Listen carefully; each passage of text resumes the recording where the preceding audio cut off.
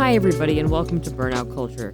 The industry sucks, and so do we. We're not opening on any, particularly, super funny note. I feel like all of us are just, like Cullen said earlier, off recording, obviously. We're all wrapped up in, a bajillion, quadrillion NDAs, so we're just gonna get it started. Hold on, wait, my name is I Kazuma. got something. Yeah? Okay, well, let's everybody introduce themselves first. GC's my name is Kazuma. breaking the flow, GC. You gotta wait until stop talking over Kazuma. To. Kazuma, go. You are literally talking over. I'm sorry, Kaz. I spoke over you. Unlike GC, I will apologize. I'm sorry, Kaz. Please continue. You're welcome. Thank you. Was that so hard, GC? Hi, my name is Kazuma. I am one of three fantastic hosts bringing the bad vibes this week. I'm GC. I have a lot to talk about this week. My name's Cullen. I don't have a lot of talk. You know what, though? I'm about to break the NDA. I'm playing...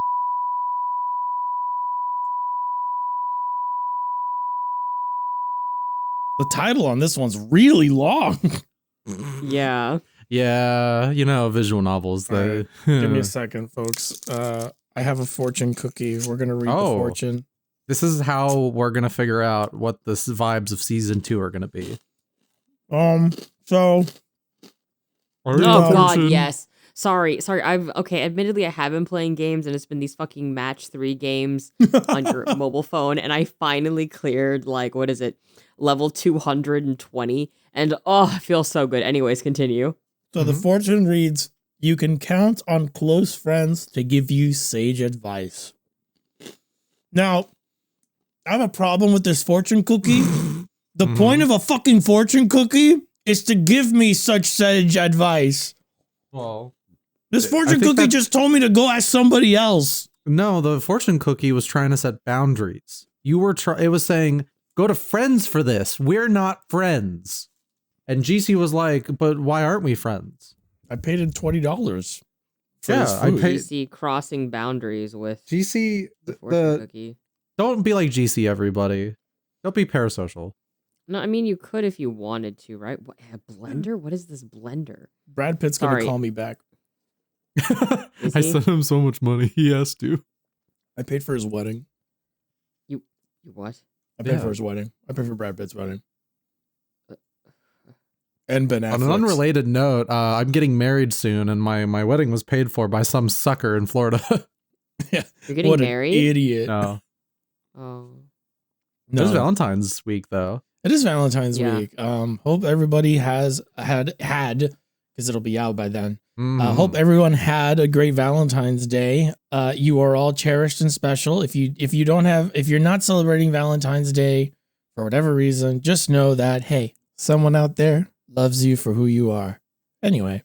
And it's probably your parents. And if it's probably not, mom and dad. Your animal. Yeah. And if it's not your animal, then I don't know what to tell you. It's not us. It's not us. I'm gonna rip the Band-Aid off. It's not us. Like, we might think you're cool. We might like to see you in the comments. We might like chatting to you on occasion, but you know, I do not love you.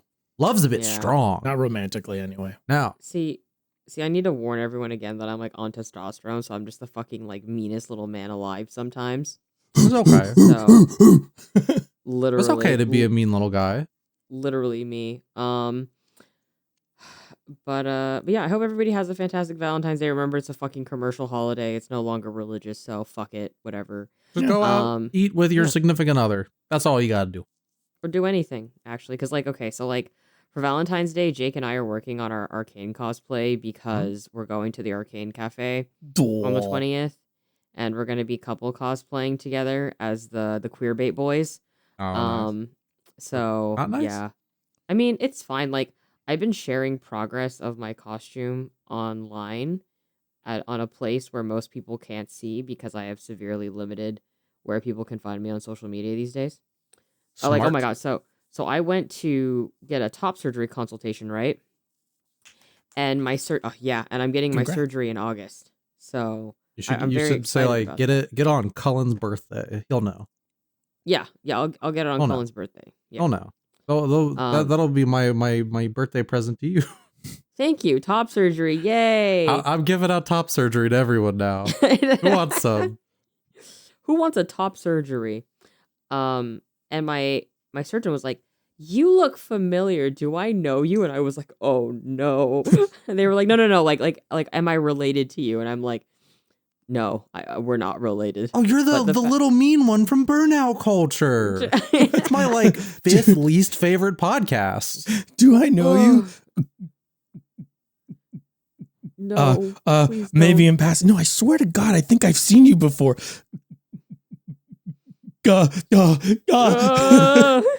Although maybe it would just be better if they were like, I hate your Yakuza opinions, and they just like pull out a gun. And they kill me, and I'm like, just sorry, rip the Band-Aid off. I'm dead.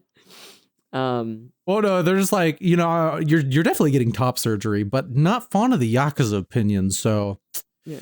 It's going to cost a couple more dollars. Fuck. And it's like $5 more. God, instead of fucking like, what is it, 30 grand? It's like 30.005 grand.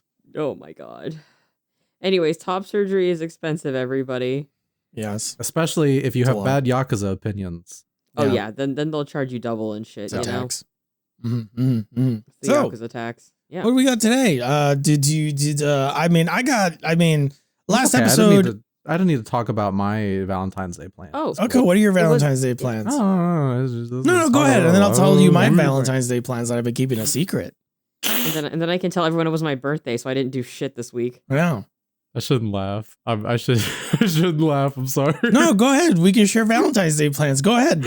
They're probably going to be pretty similar because my girlfriend is sick. So, yeah. So, we had dinner planned. We were going to go to Hot Pot. As of recording, that's up in the air. But maybe by the time this airs, I will have gone to dinner or might not have. Cool. On Valentine's Day, I'm going to masturbate a lot. Oh, okay, that's cool. Man. GC, seriously? No. Okay. I was like, supposed to. Even his hand isn't calling him back. So unfortunately, I botched the joke. I was gonna hit my censor button and I missed. Now you got to keep it in. I do. Oh my fucking God, GC. It's funnier this way. Anyway, no, for Valentine's Day, most likely what's going to happen is I will probably go hang out with friends who also do not have people to spend Valentine's Day with, and we'll just treat it like a normal Friday. That's tomorrow. I just realized it's tomorrow. It is tomorrow. Weirdly for us at Burnout Culture, we are recording on a Thursday. It's all topsy-turvy. I don't like it. That's fine. It's because girlfriend plans, and because my government assigned white boy is also here. Yeah, the other government assigned white boy. That's a different government. He's here, but he's working right now, so he can't be part of the podcast. So unfortunate. Everyone, please do your military salutes for Jake. Yeah, say nice things about him in the comments. Jake, you're pretty cool. He does all of our art for the podcast episodes. So if you like the Jake's art, like probably like, wow, I'm really glad that Cullen has Valentine's Day, so I get a whole extra day to draw art. Oh, we're literally just painting a bodysuit for him for his Victor cosplay. So cool. That's cool. We did like all of my. I'll post a picture of like what my Jace pauldron looks like, but he literally drafted all of it because he can think in 3D shapes and I can't. That's impressive. Yeah, I literally can't think in 3D shapes, so I'm like, I can't do this. So he did it, and let me just post a picture really quick, and we can have. Can you turn a apple in your mind? Not really. I can't. I just see what I do is I just like basically render it the way I perceive it. Excuse me. The way I perceive it is I play a video in my mind of the apple turning, and that's how I'm able to do it. I just kind of like rotate it like a pinwheel. I literally can't generate images in my brain. Wow, me shaking hands with GC, almost the same. I think in words. That's it. Yeah, I posted like what it looks like unpainted. I did paint it, but I don't want to get a picture of it. But he assembled it, and I'm the one painting it. So incredible. He figured out all of the 3D shapes and shit, and I'm just like, that's crazy. But yeah, tomorrow was for painting bodysuits and for giving him eyebrows. Sick. Fantastic. Yes. Well, yeah. No, we're good. Yeah. I haven't played shit this week other than my match 3 app game known as Lily's Garden, which made $1 quadrillion, by the way. Was that the one with those ads? It is, and those ads, you can actually play those fucking games in the game itself. It's not like a fake game or whatever. Yeah, not like that other one, the Yeah, Hero but this Awards. game, yeah, so this game actually has quite a bit of history to it in the way that this is the first app game in the West that actually had like a long running narrative and has been used as a case study in the games industry for why mobile games should have long running narratives Cool. because it has made like $1 billion. Wow. That's pretty So impressive. yeah, so it is quite interesting to see it, I suppose. But other than that, it's just been Lily's Garden from here on out, Mhm. and watching Jake play Pokemon TCG and lose his mind. Cool. Cullen, how about Boy. you? What do you got? I cannot say. Yeah, I same mean, actually. Literally Well, nothing? I No, I so- mean like any game that you can talk about. Is there nothing? I guess technically I have been playing Trails Through Daybreak 2, but I'm a really bad evil game reviewer, and because some other stuff came up, I had to kind of shelve that for a little bit. I played like 30 hours of it, so like practically nothing. And it's really good, but there's not like either y'all really know anything about Trails or Trails Through No. Daybreak Oh, well, 2. all I know is that I got harassed by Trails fans, Yeah, they do that I mean, sometimes. but and that was something that we actually bonded over. Yeah. our but, listeners might know. If you have already played Daybreak, you might as well play Daybreak 2. It's kind of, people call it like a filler game, which maybe not in the popularized term of filler is accurate, but maybe in like the term of what it used to be, it might be. It's like, it feels like a really cool side story to like kill some time between two major like shonen arcs. It's just like, hey, you want to hang out with these characters for like another 60 hours and solve a little cool mystery? And I'm like, yeah, I do. I would like that, which is why I played like 30 hours of it in like a week. But you know, I'll be chipping away at that a bit more as soon as I can. And besides that, I played like a little bit of Avowed today, tiny little bit before we recorded podcast. For those of you who don't know, as of recording this, the like premium version is out, and if you have Game Pass, you could just spend like $20 to like upgrade to premium.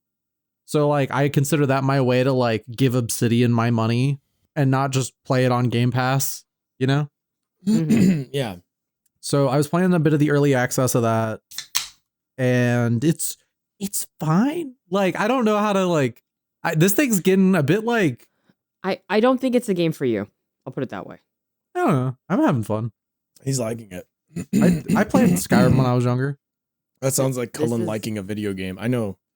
It doesn't Okay. sound like he's enjoying it, but he's enjoying it. But he is. Okay. Yeah. See, the thing is, I'm not sure if this is a game I will finish. Yeah. Like that makes sense, but like also like the reality is very few people like if you look at the statistics of like video games, very few people actually finish the video games they start playing, and like that's especially true with RPGs. By Especially far. Obsidian games. Yeah. also them. I will say though, I was playing it and it made me realize we don't get games like this often. No. No. Like these like weird like first person action RPGs, which is kind of what was basically Elder Scrolls thing before they stopped making video games in that series. But like it feels good. It's got a nice like there's just enough weight to feel like, you know, your attacks have meaning, but it's snappy at the same time. I really appreciate that it feels almost so far as if it is a game for people who just want like Elder Scrolls Light. It's like, I got shit to do. I can't get invested in this world. Let me go beat stuff up and murder some stuff and deal with some minor talky things as I go. Yeah. It's cool. I have a friend who bought it for the early access stuff and watched him play it for like an hour or two. Really impressed, really surprised that a lot of the stuff that was in, so for people who don't know, Avowed, it takes place in the Pillars of Eternity universe. And Pillars of Eternity are two CRPGs that Obsidian worked on. I believe they kickstarted both of them. They sure did. And because there was that controversy regarding them having a transphobic joke that had to get patched out. Yep. And what I was surprised to find out is that like there's a lot that carries over from the CRPG into this game, which I think is pretty neat. I really want to play I was interested in Avowed, didn't know it was part of Pillars of Eternity's universe until today.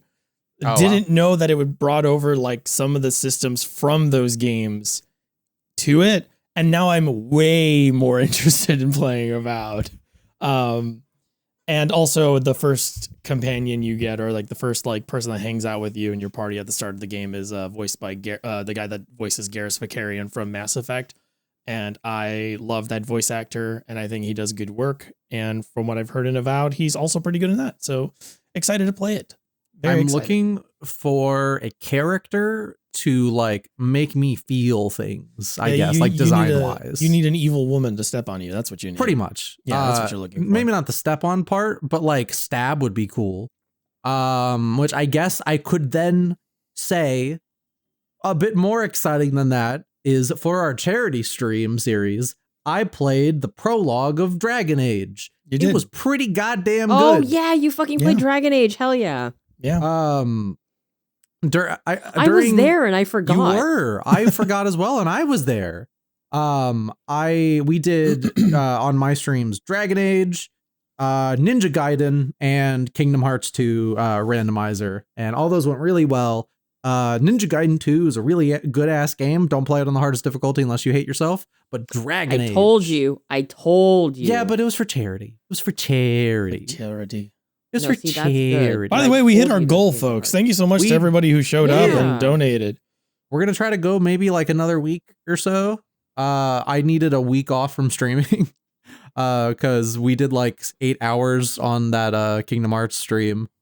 You were also like the main entertainer boy. You and GC were the one holding down the fort, and I was like being transgender and depressed. Yeah, so but you know, we did it because we care you. Yeah, we care you too. We care you.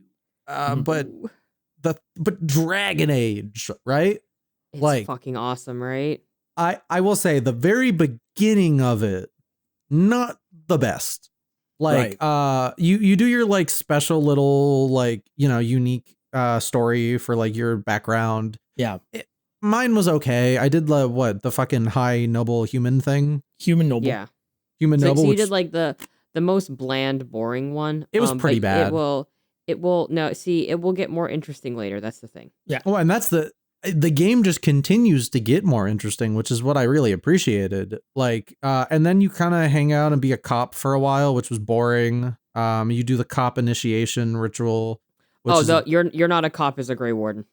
Well, it's your that is a complete misunderstanding of what the Grey Wardens are. I'm joking. I know it's not exactly that. I'm just saying like you hang out with the Grey Wardens and they're boring. I'm sorry, they were boring. They did that one wild wacky thing where they just like killed people in their initiation, but like the people you spend time with at that beginning part are not interesting. No, but to be fair, only one of them survives. Is a Grey Warden. Yeah. The other two are initiates, and they don't make it because they ain't got the stuff. Yeah, they're not Jon Snow. Or the guy who likes cheese. So I'd like to tell you something to entice you to continue playing. Morgan joined my party, so that's enticing. Yes, well, obviously. But you and Alistair are now officially the only two Grey Wardens of Ferelden. There are no other Grey Wardens.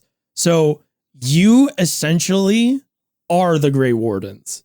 Anything you do, anything you say, anything you decide to do, that's what people will think of the Grey Wardens as. That's pretty cool. So that's like that's I'm up to you. Glad that the current. Well, I guess there really was only one other. I'm glad he died horribly because I thought he was. I'm glad he died because I was like, you are boring, and I don't care for you. You know what? I'm glad you started off as the human origin. Yeah. What?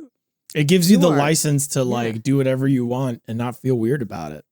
Yeah. Don't do this to me again, GC. Yeah, no, I mean, it's okay, Cullen. Like, I'm not going to tell everyone on the podcast what you're doing. You're about to do it. No. What did he do? I don't know. What did you do, Cullen? Because I was talking to K-Bash about World of Warcraft. That was kind of like that was a different. So Kim Ash was there. so I tricked. Okay, fine. I'll tell everybody, but I'll be fair. I got tricked deceived. Cullen. I tricked Cullen. There is a moment in the Human Noble origin story, the prologue, where you meet your mother's friend who's another noble lady, and she introduces an elf woman as her lady in waiting, and Cullen didn't know what that meant. No. So Cullen is a man of modern tastes. So I don't think any woman should be in waiting. So I think that they should go out and live their life. So Yeah. Cullen, as a human noble, was talking to the lady in waiting, and Cullen was like, I don't know what to say. And I I was said like, one or two flirty things, and GC was like, you're gonna burn in hell, right? You're gonna die, right? I was like, I'm gonna no, tell everyone I said, about this, right? I said, that's interesting. That's interesting that you would pick those things. You should keep talking to her. And then when Cullen found out what a lady in waiting was, I was like, damn, Cullen, that's really fucked up that you like hit on her in that power dynamic. That's super weird. I don't know, man. I would We have got a done real that. King Henry VIII over here, huh? Yeah, This is- whoa. this is fucked up. Really I have role playing the I have whole no- nobility thing, huh, bud? It's really funny though. Like because I was doing it on stream, I just kept like saying outlandish things to entertain people, being like, I hope my noble family fucking dies. I hope all of them die. And GC was like, you're a monster. You're a monster. All these people are gonna die and you don't even care. And I'm like, it's a video And then your game." mom died and you got really upset. Well, because the mom was the only cool one. Your dad sucks. He's like, oh, I went to the cabinet because some rats bit me or something. My tummy hurt. My tummy hurt. I'm gonna shit myself. And your mom's like, I'm gonna die too. And it's like, don't die for mid. Do not die for your mid-ass husband, who, if you were to get out of this, would just go back to being a shitty noble. Like, Mom, let's go hang out. He Let's go fought back in to a the war club. for his independence, and then they Yeah. enslaved the elves. Yeah, exactly. Fuck him.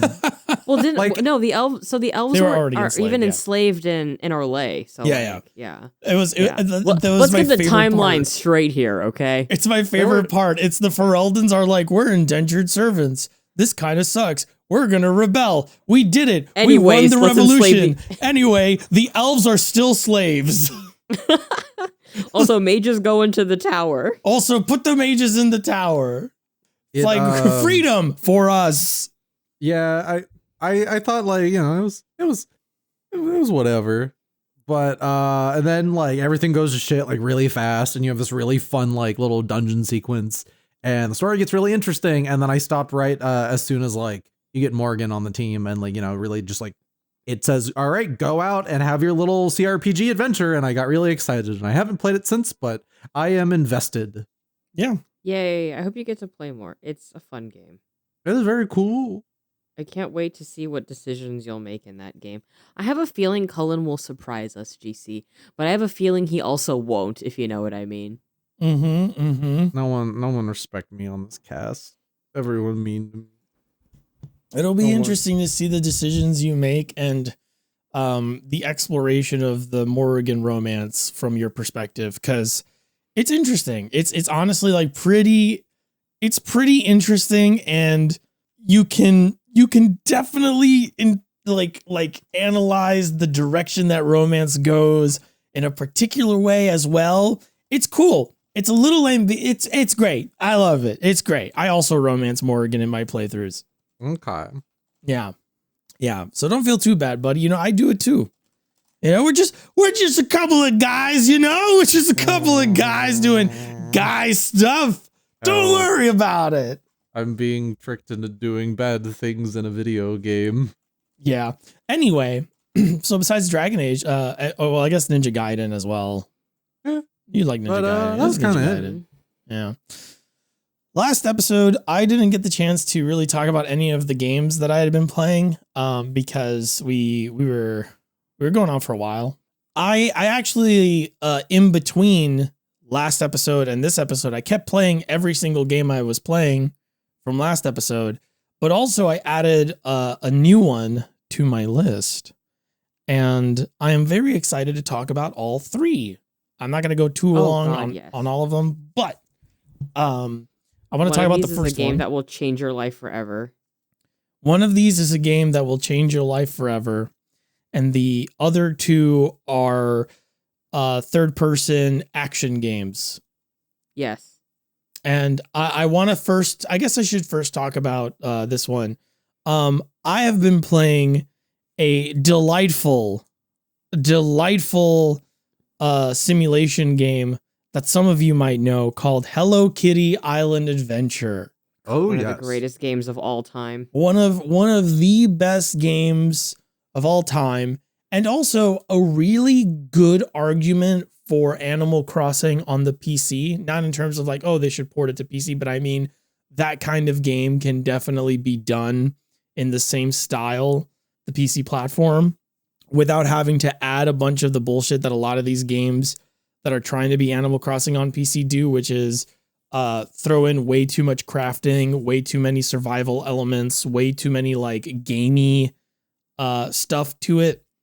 Hello Kitty Island Adventure. If I keep bringing up Animal Crossing because if you've played Animal Crossing, then you will pretty much gravitate to Hello Kitty Island Adventure and latch onto it like a fly on shit. It's you and a bunch of Sanrio characters crash land on the island you are going to anyway, which is very convenient.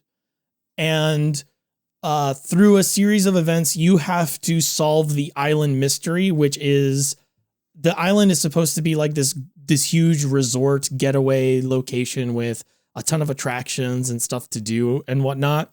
But you show up and everything's shut down, everything's broken, and the people that run it are seemingly missing. The only hint that this was ever an island that was being taken care of and was like a resort are these little creatures called the gnolls.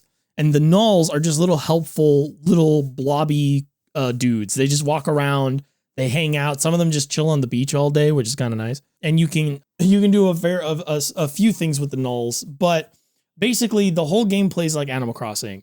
You get a house, you can decorate the house, you have villagers, you can talk to the villagers, you can pick up items off the ground. They respawn every day, just like in Animal Crossing.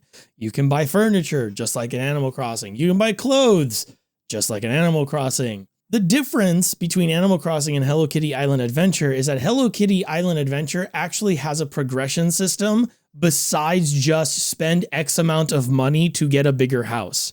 Yes. Every single character in the game has a friendship meter that you can raise that's actually tracked, that you can raise by giving characters gifts.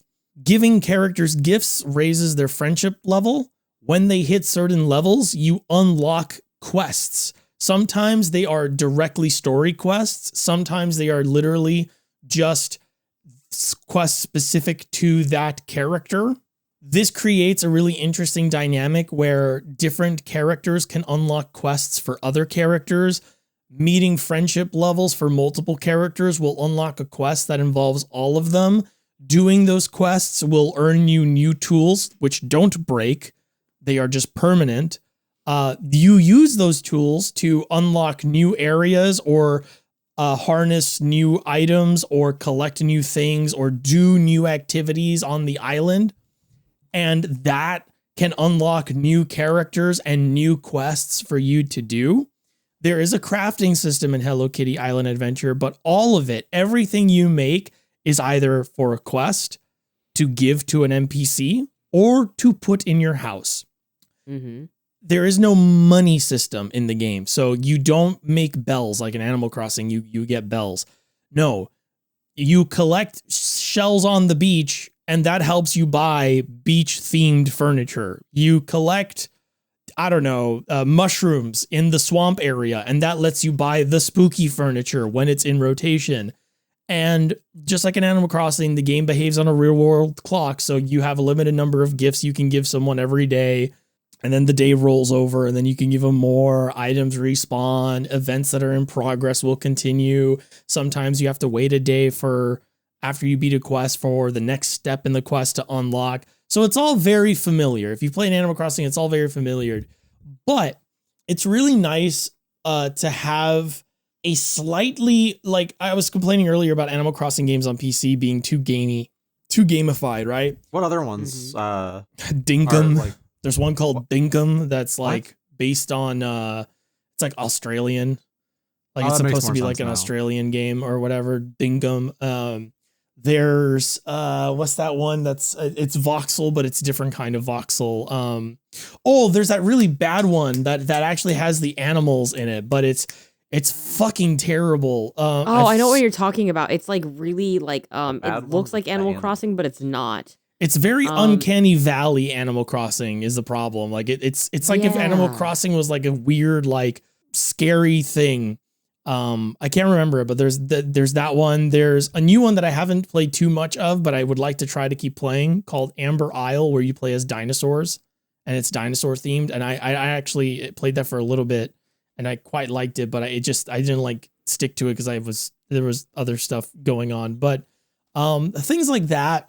There's a lot of games like that, and what they do is like they either have survival elements or they have like hunger meters or thirst meters. Some of them have like there's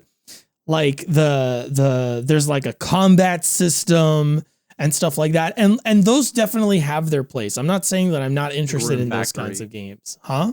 Like kind of like your Rune Factory. Rune Factory, but like Rune Factory is more like a Story of Seasons, Harvest Moon kind of thing, right? Like Animal Crossing's different, right? Like Animal Crossing is almost specifically and almost exclusively a slice of life kind of game. It is about interacting with the people in your town, people moving into town. The things you do in Animal Crossing, barring New Horizons, is just helping the town out. I meet this guy during an event. Oh, hey, this town's pretty cool. Like, if I could, I'd love to open up shop here, and then you're like, oh, okay, yeah, I'll help fund the thing so that you can open a shop here and you can have it open forever. Hello Kitty Island Adventure is very much like that as well. And it doesn't have like a health bar. It doesn't have like this or it doesn't have like a combat system. It doesn't have like dungeons. It doesn't have that. And again, I love those kinds of games. I like games like Rune Factory and Harvestella was one of my favorite games of the year it came out, 2023, 22. So good. Yeah, it's really good though. I fucking love that game. But when I want to play Animal Crossing, I want to play that. I want to play a slice of life game that's focused on just the people in the town, and like everything I do sort of just makes the town better or like unlocks new activities.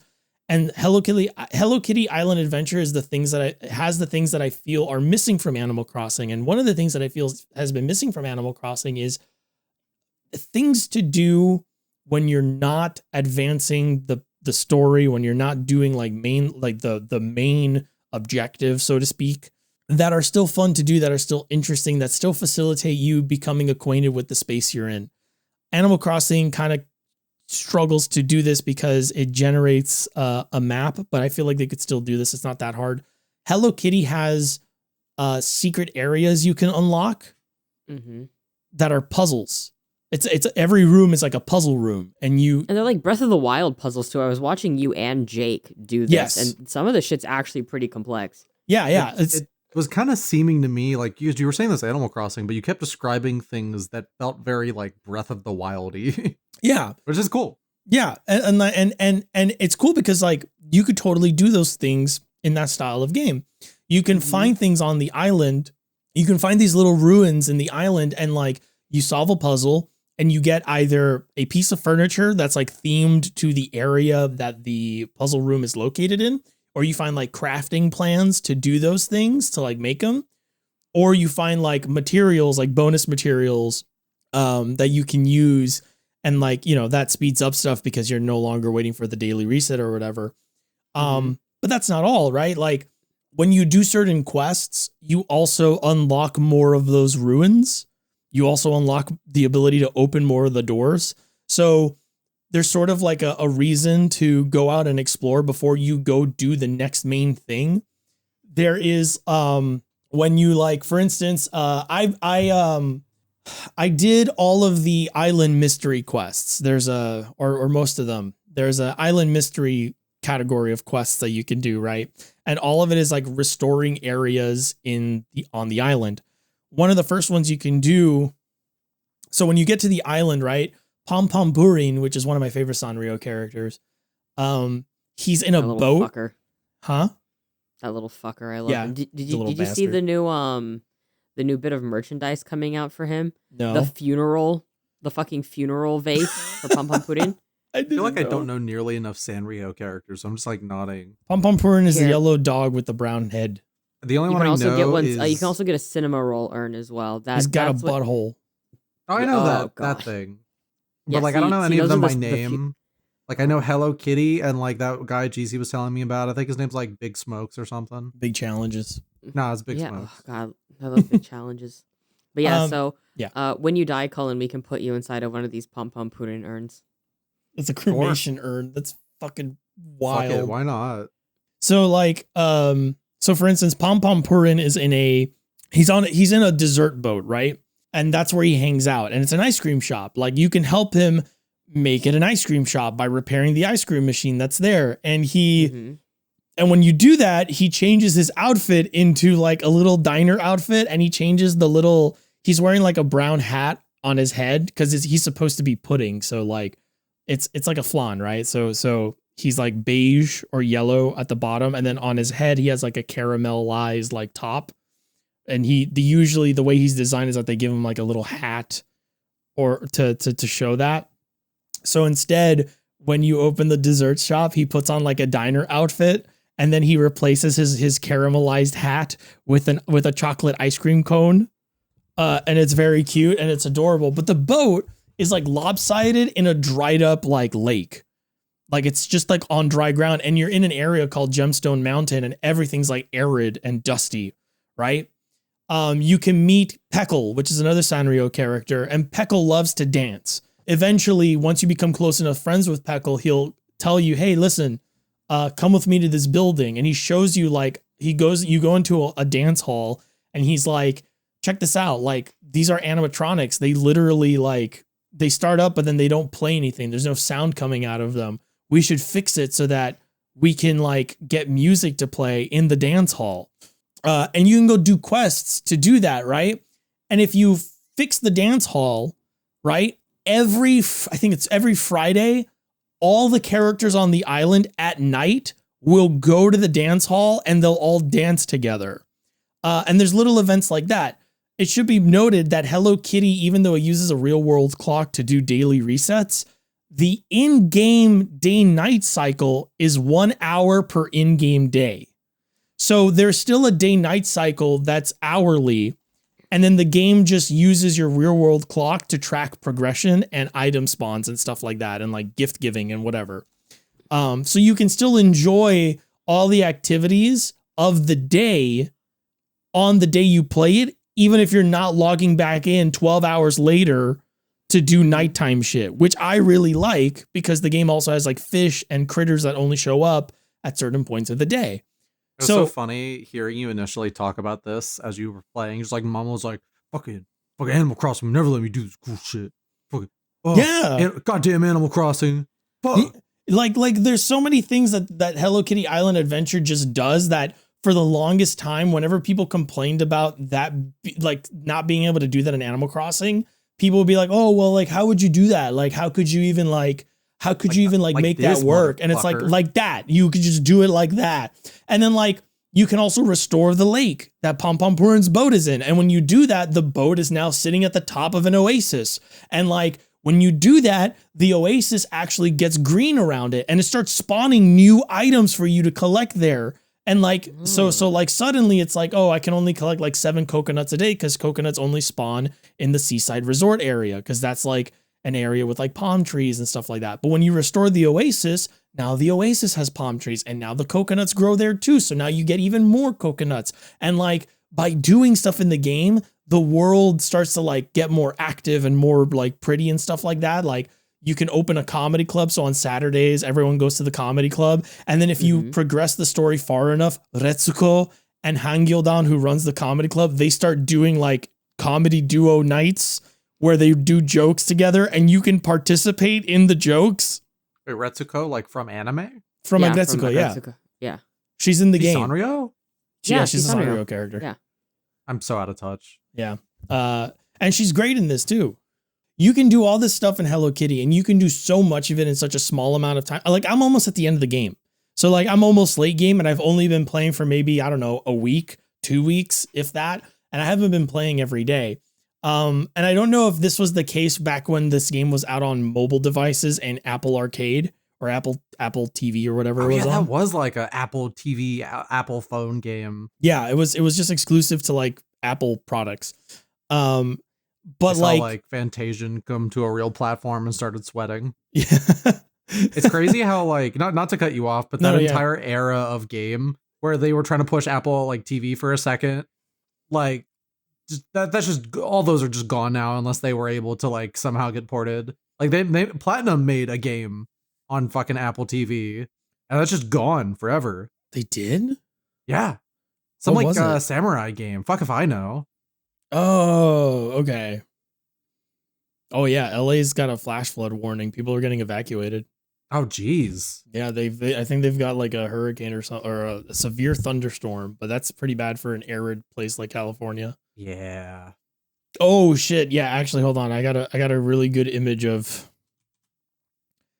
this is Kazuma in a canoe. Hold on. This is actually like probably really close to where he lives. Oh Jesus. Yeah.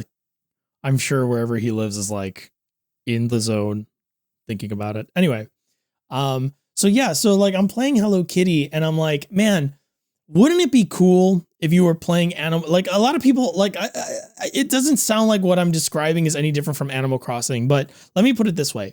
Wouldn't it be cool if instead of just talking to Animal Crossing villagers and like having like a vague sense of like how close they are to you and them giving you like canned responses and like not really like they're there, but they're not very like engaged with what you're doing and you can't really do anything with them. They just kind of like fill in the setting. Yeah, they're just kind of like dressing, set dressing. I have not played that much of Animal Crossing, but I will admit, like from what I've played, I've never really been able to latch on to the characters. It's more about the routines, which is why I play Animal Crossing. Yeah, and like the reason you can't latch onto those characters is one, all of those characters aren't actually that diverse. You have characters who are of a certain personality and are of a certain species. And I think like one other thing, and that comes together to create a quote unquote unique character. The problem is that never changes no matter how close with that character you get. Their dialogue, like their canned responses may differ very slightly, but there's no progression. There's no like, oh, if I become close enough to this person, you know, they'll ask me for something important or like I'll get to know them on a deeper level. Animal Crossing has like 800 something villagers or some shit like that, or like 200. It's like in the hundreds now, but they don't have actual like unique traits beyond just little tidbits of trivia. Wouldn't it be so much better if they took the time to actually make these characters unique and like give them like some kind of like unique little storyline to them and you could follow along and like endear yourself to specifically those characters? Like what else in my brain? I'm like, what else is Animal Crossing about? Because otherwise it's just me decorating and that's fun. I love decorating, but there's no like like motivation to keep playing. Mm-hmm. Like my girlfriend put who knows how many hours into that last Animal Crossing, but mostly when they added all those like updates to let you like the Happy Home Designer, as I think what it was called. And so she basically, her motivation was just, I want to build houses for people just because I just want to do things. But it was never like, oh, I like this person, I want to make them like although I don't want to speak for her, maybe she did have her like Animal Crossing blorbos, but I knew she made a lot of houses. You have a blorbo, but the blorbo could be literally identical to another blorbo besides appearance. That's the thing. It's like if you knew two people who were exactly the same, but they were like, they just looked different. But I mean exactly the same. Like they everything about them was exactly the same. And it's like, that's great. Like again, like it's not that part of Animal Crossing is bad, but it's been like that for so long and it's like grown so stale for me that I'm like, man, I really wish I had something else to do besides walk around, pick shit up, and I don't know, like like fund a bridge for a thing. And that's another thing, right? It's like when you complete a quest in Hello Kitty Island Adventure, you don't have to wait a day for the bridge to get done. The bridge gets built the minute you're done with the quest. So you can use it when you're done. It's not like an Animal Crossing where if I want to build a bridge, I got to go to the town hall, get permission to build a bridge, go to where I want to build the bridge, mark the spot where I want to build the bridge, put the money into the bridge building project box that gets like put there, sometimes get the materials for the bridge, and then it's like, oh, you did it. Okay, wait 24 hours for the bridge to get built. You don't have to do that in Hello Kitty. You do the quest. Whenever you get the quest done, you can finish it whenever you want, but whenever you get the quest done, you can use the bridge. And you can immediately go and do the activities that are on the other side of that. And it's just all these. This is a Strand type game. Perhaps, Cullen, perhaps. And I think that's the thing is like, it's all these little things. It's not like anything big. It's all these little things, all these different little changes, sort of like emphasizing characters. Another thing, characters actually talk to each other. So you go do a quest and sometimes they're like, oh, we need to like make a piece of clothing, or like we need help making like some kind of fabric, or finding out how to like get that. Let's go talk to Tuxedo Sam. He runs the clothing shop. Let's go talk to him. And then like that character shows up in the quest, and then you actually have like dialogue and stuff like that. And then you can something that I don't understand why Animal Crossing hasn't done, that I realized should have done a long time ago, is you can walk up to any character in this game once you're like good enough friends with them, and you can go, hey, do you want to hang out? And they're like, yeah, sure, we can hang out. And then they follow you around. But not just that. That's cool. Yeah, but not just that. Each character has a different set of abilities that improve your ability to do other things. So, for instance, Hello Kitty. When you are good enough friends with Hello Kitty, you can ask her to hang out. But also... Wait, you don't play as Hello Kitty? No, you make your own Sanrio OC. Okay. I made my own character. This sounds like something I need to get my girlfriend, because she would probably really like. She would probably really like it. Did they make a physical copy of this? I don't know. I know it's on Switch now, so maybe. Well, that's why I'm like, So you can make, so like they can hang out with you, but also Hello Kitty, if she's hanging out with you and she has a high enough friendship level, she can do two things. Her first ability will give you a chance to make an extra item whenever you cook anything. So if I cook an item and Hello Kitty is hanging out with me, she has a chance to make an extra of whatever I make. This is cumulative if I make things in bulk. By the way, that's another thing. You can make things in bulk in this game, which I don't think New Horizons had. I don't think you could like make multiple of one thing. You had to like individually craft. Like if I wanted to make 100 pieces of fence, I had to craft 10 pieces of fence 10 times. In Hello Kitty, you literally just hit the right trigger and you just bulk make whatever you want. So like if I bulk create, I don't know, 10 tofu breads or whatever, for every one of those tofu breads, her ability has a chance to activate. So she could potentially double whatever I make. That ability gets stronger the friendlier you are with her, to up to 100% chance to activate. So if you are like super friends with Hello Kitty, she just doubles everything you make, which makes everything else in the game easier, because most of the stuff you're cooking is to give to your friends, to make them better friends.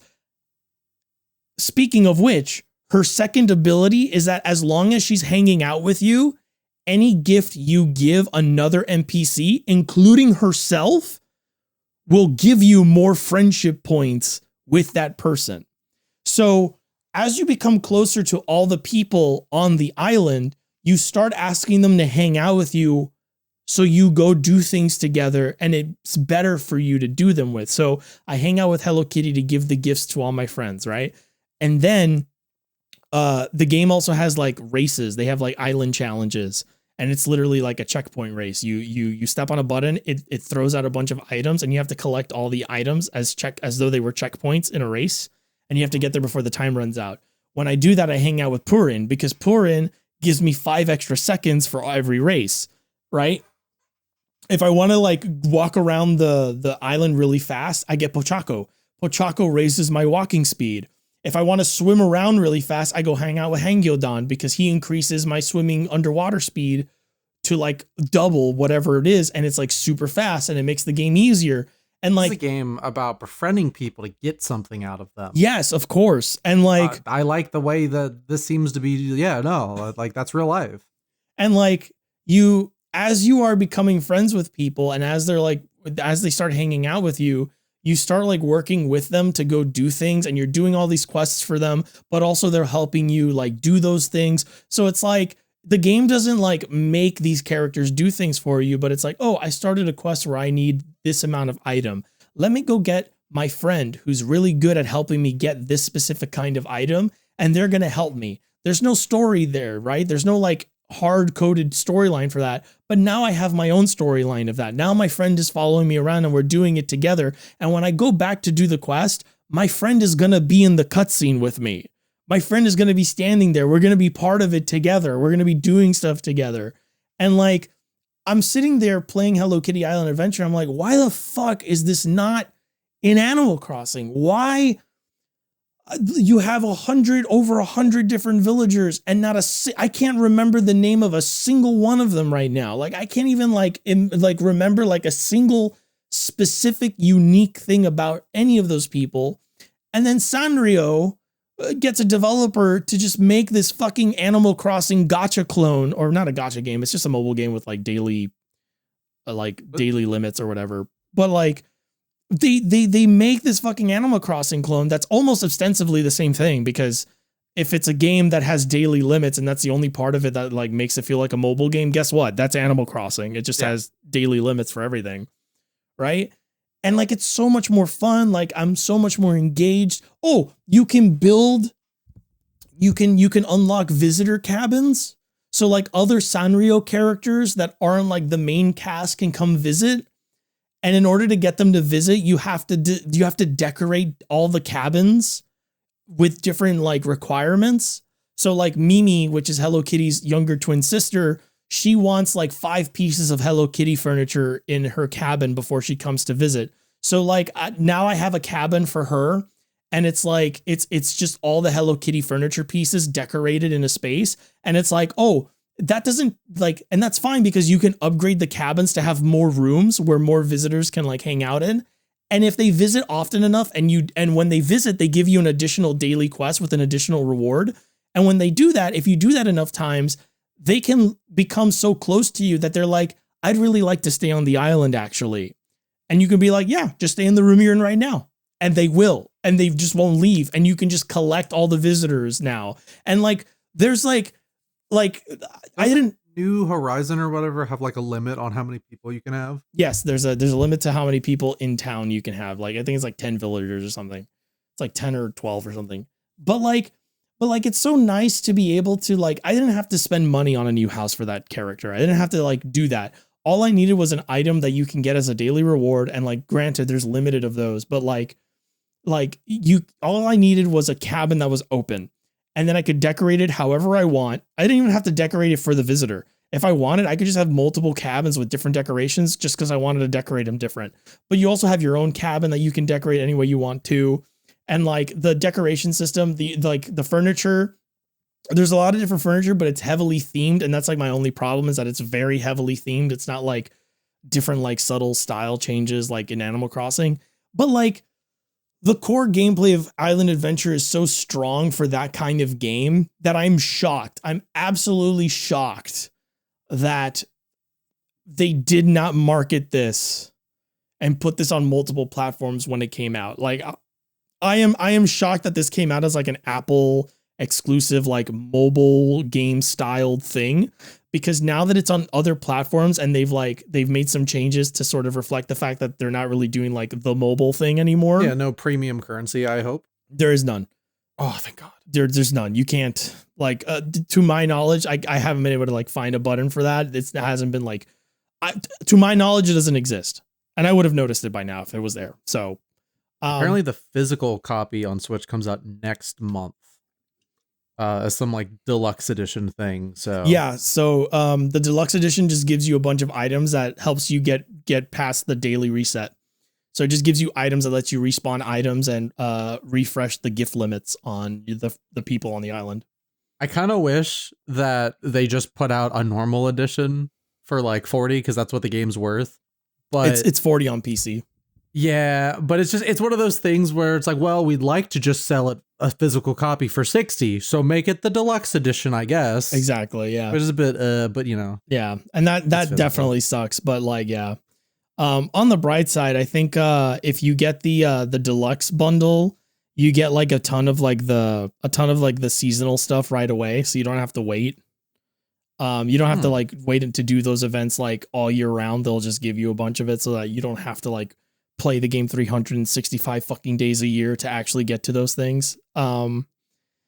Which my God, I can't stand that Animal Crossing does. But yeah, like if you are like really burnt out on Animal Crossing, and I know those people are out there. I saw your asses when New Horizons came out.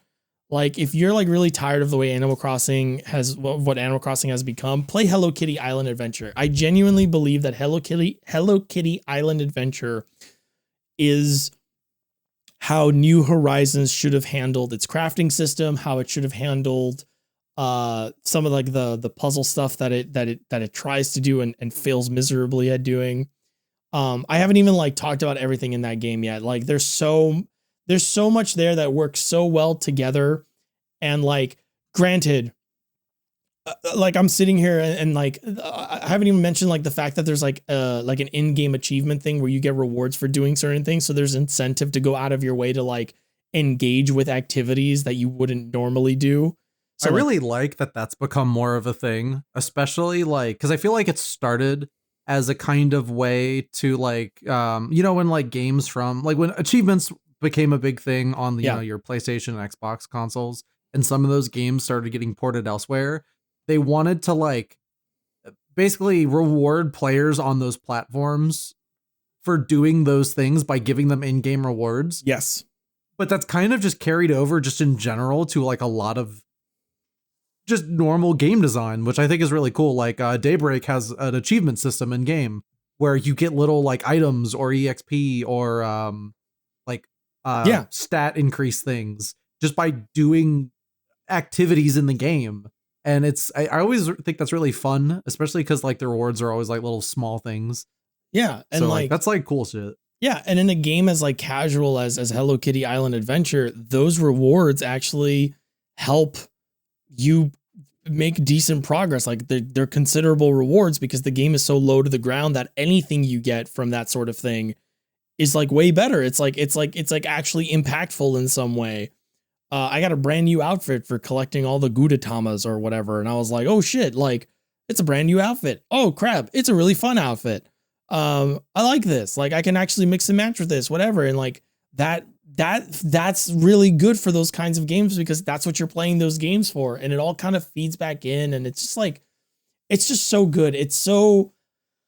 Everything works so well together to provide like a great experience. And you're sitting there going, oh, but what about the daily reset stuff or whatever? Like, yeah, okay, that kind of sucks. Like you have to wait a whole day to like continue towards the late game. That becomes more of like a thing where it's like, oh, fuck. Okay. I did everything I could today. Let me stop playing.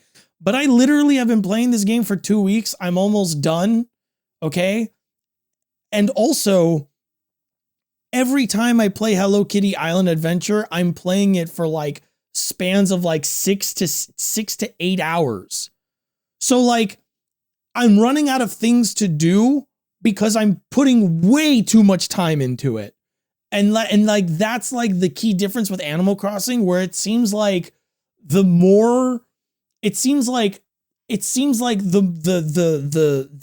ceiling for what you can do in Animal Crossing, you hit it so much sooner on a day-to-day basis than in Hello Kitty Island Adventure. Despite the fact that Hello Kitty Island Adventure is more aggressively that style of like, we're going to limit your actions per day for like the main gameplay loop. Despite that, I do so much more in Hello Kitty in a single day than I can do in Animal Crossing, and rather I am so much more incentivized to keep playing Hello Kitty despite hitting all of my daily limits than I am in Animal Crossing. At some point in Animal Crossing, what are you doing? You're collecting fish and items so that you can sell, and you do that ad nauseum. If you spend 8 hours playing Animal Crossing, that's what you do. You're farming bells. If you spend 8 hours playing Hello Kitty, you are crafting gifts for your friends, giving them to your friends, completing a quest, decorating a cabin, unlocking a new cabin, playing one of the many mini games that you can play in Hello Kitty Island Adventure, which is another thing that I didn't even like fucking talk about. The game has mini games, which for some reason Animal Crossing decides not to do except once every month or some shit. Like I'm doing the race challenges. I'm finding new areas, new ruins to do puzzle rooms in. I'm fucking I don't know, collecting stamina apple slices to increase my stamina bar, which yes, there's a stamina bar, but it's actually like well utilized and not like that intrusive at all. There's just so much. I'm absolutely blown away with Hello Kitty Island Adventure. I kind of want to make a video because I already made a video on a Hello Kitty game, and I think it'd be funny to do another one and also be positive about that Hello Kitty game. Because like at this point, I'm convinced Hello Kitty just never misses ever. But yeah, wonderful and fucking fantastic life sim game. Can't recommend it enough. If you've been waiting for something like Animal Crossing, but not exactly Animal Crossing, and you just wanted like a different flavor of that, play Island Adventure. I've put 64 hours into it. I'm not even close to done. There are still areas I have to unlock. And believe it or not, it's not because of the daily limits that I haven't done that yet. I've literally just, I just haven't put it, like, I'm not there yet in the playthrough. Like, that's it. It's so good. I mean, fuck. There's so much to talk about, but I'm not going to. It's great. It's awesome. Go play it. Highly, highly recommend it. Get a physical copy. I'm probably going to double dip and buy a physical copy. So just so I can have it forever, because I only have it on Steam right now. But yeah, dude, you yap so much. Kazuma died. I know. Sitting in his chair dead. Kazuma's rotting. That's it's kind of metal as fuck. I was too positive. I was too happy about something. I know. I dried him out. You were like, I'm going back to the old me. GC positive. I'm going back to the old me. But you know, we hope he comes back next time on that revival shit that I get up to. So welcome come all to the Cullen and GC Power Hour. What the fuck was our old podcast called? The Vibecast. Welcome back to the Vibecast, everybody. This was Endgame. We finally have a platform. We stole Kazuma's energy and his fans, and now there are fans, and we're back vibing. Kazuma had a situation because of what's happening in the LA. Not to date the episode too much, but yeah, Kazuma had to step away. Yes, and yeah. If this airs, that means it was probably okay to air it. And yeah, Kazuma is safe. Yeah. Anyway, if not, well, this will never see the light of day. Yep, this podcast is done. Yeah. But you know, what else you been playing? I've been playing a lot of stuff. Like I said, the other game that I was playing last week that I didn't get to talk about is Dynasty Warriors Origins, which you've also played.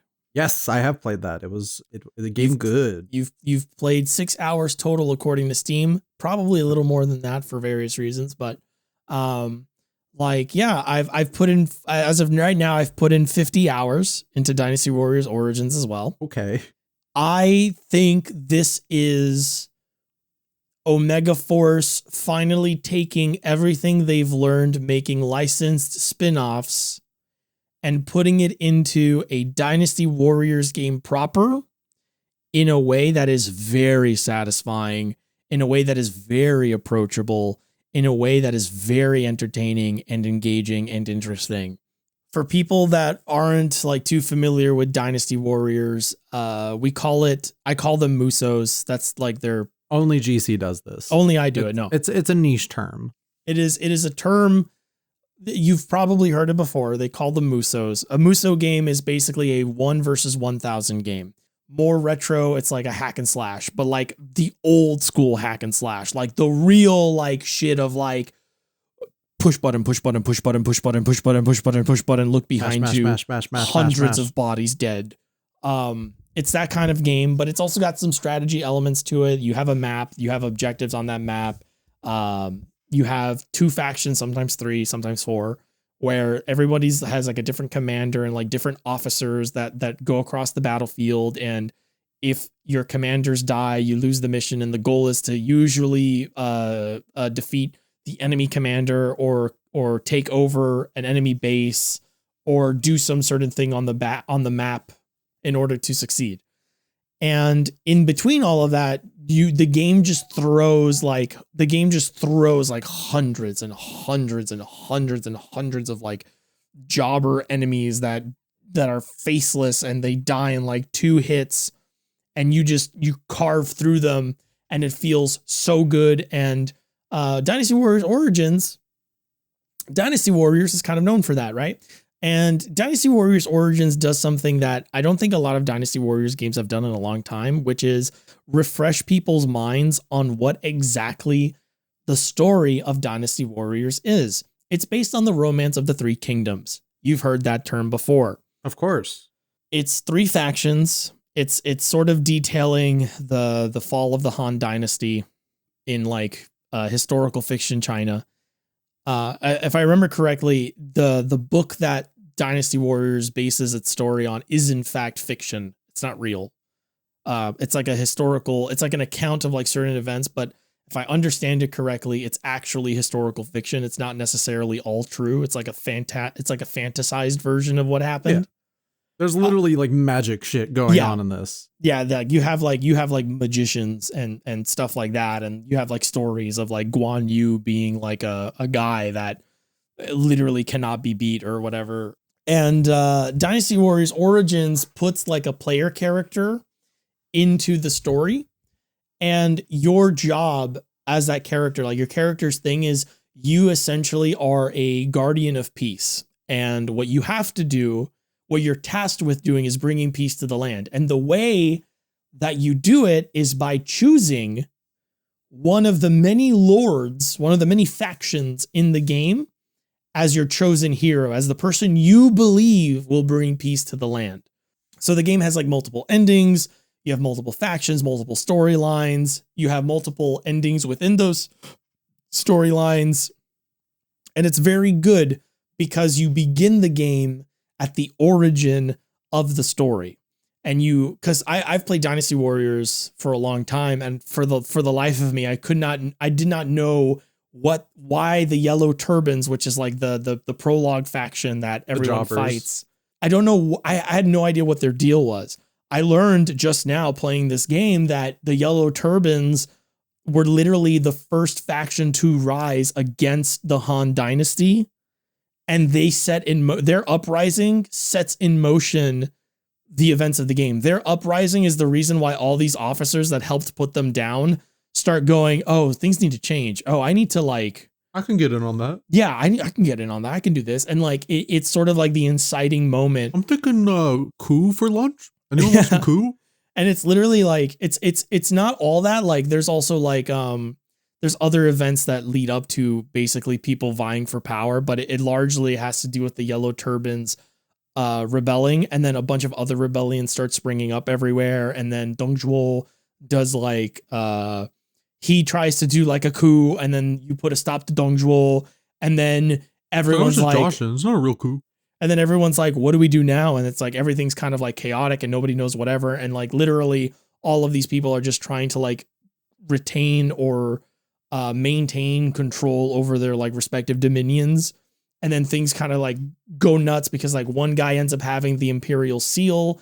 The Imperial Seal, basically, if you have the Imperial Seal, you basically hold, it's like a super important item that basically like gives you the right to rule. But then another guy has the Emperor in his custody.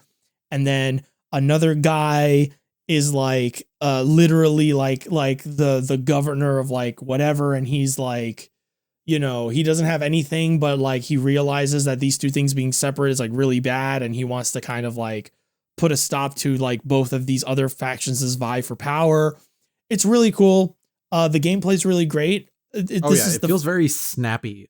Like, I know I say that often, but it's like there's when you play these games often a month, typically there's always something about them that doesn't entirely work.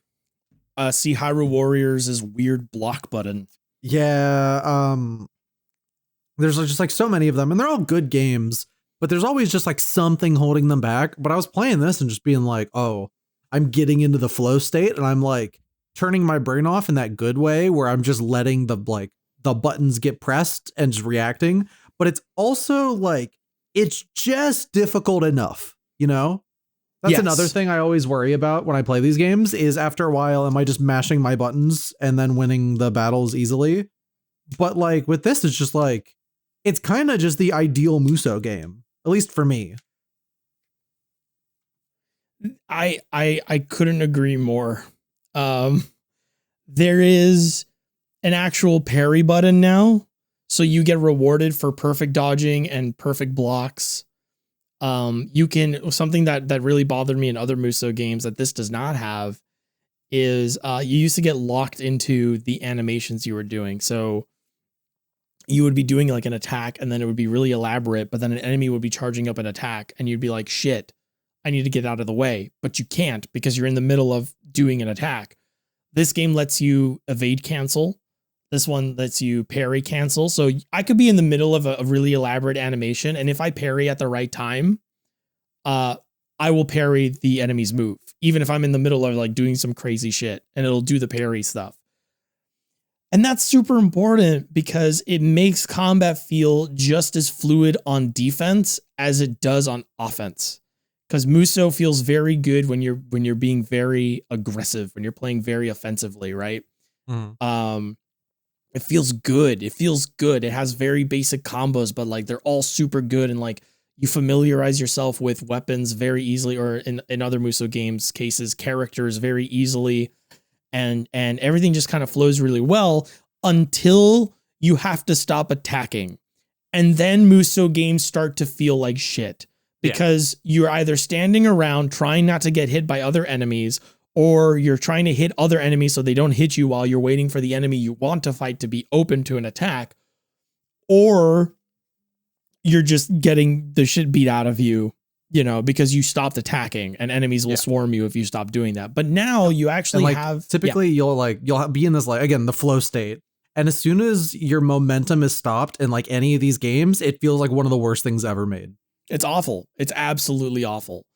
And in this game, playing defense, not only is it something you have to do, but also it's something that won't interrupt that flow state. It is you are attacking, you see an attack coming your way, and you block it instinctively, and you're like, boom, I'm going to block it, boom. And if you block it, the game rewards you by going, continue your combo. And if you get hit, you can no longer be on the offensive. So like you are not limited to wildly waving your weapon around and then stopping and then walking around in a circle around an enemy officer until they can be attacked. Like Hyrule Warriors is like the best example I can give, because it's probably the one that a lot of people have played. Hyrule Warriors, you run into these fucking situations where like you're fighting like a Lizalfos or something, and like the Lizalfos starts to do an attack, and you can't like hit the Lizalfos out of the attack because he's doing like a super move or whatever.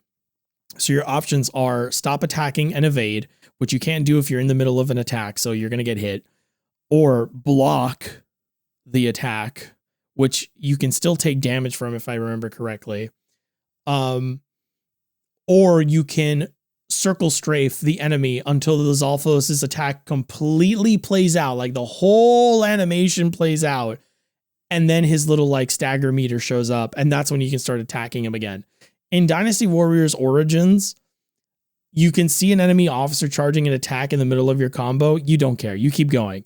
You parry the attack. A little attack animation, a little parry animation plays where you do damage to the officer, and then his little stagger meter reveals itself and becomes vulnerable, and you can just keep attacking him to lower the stagger meter.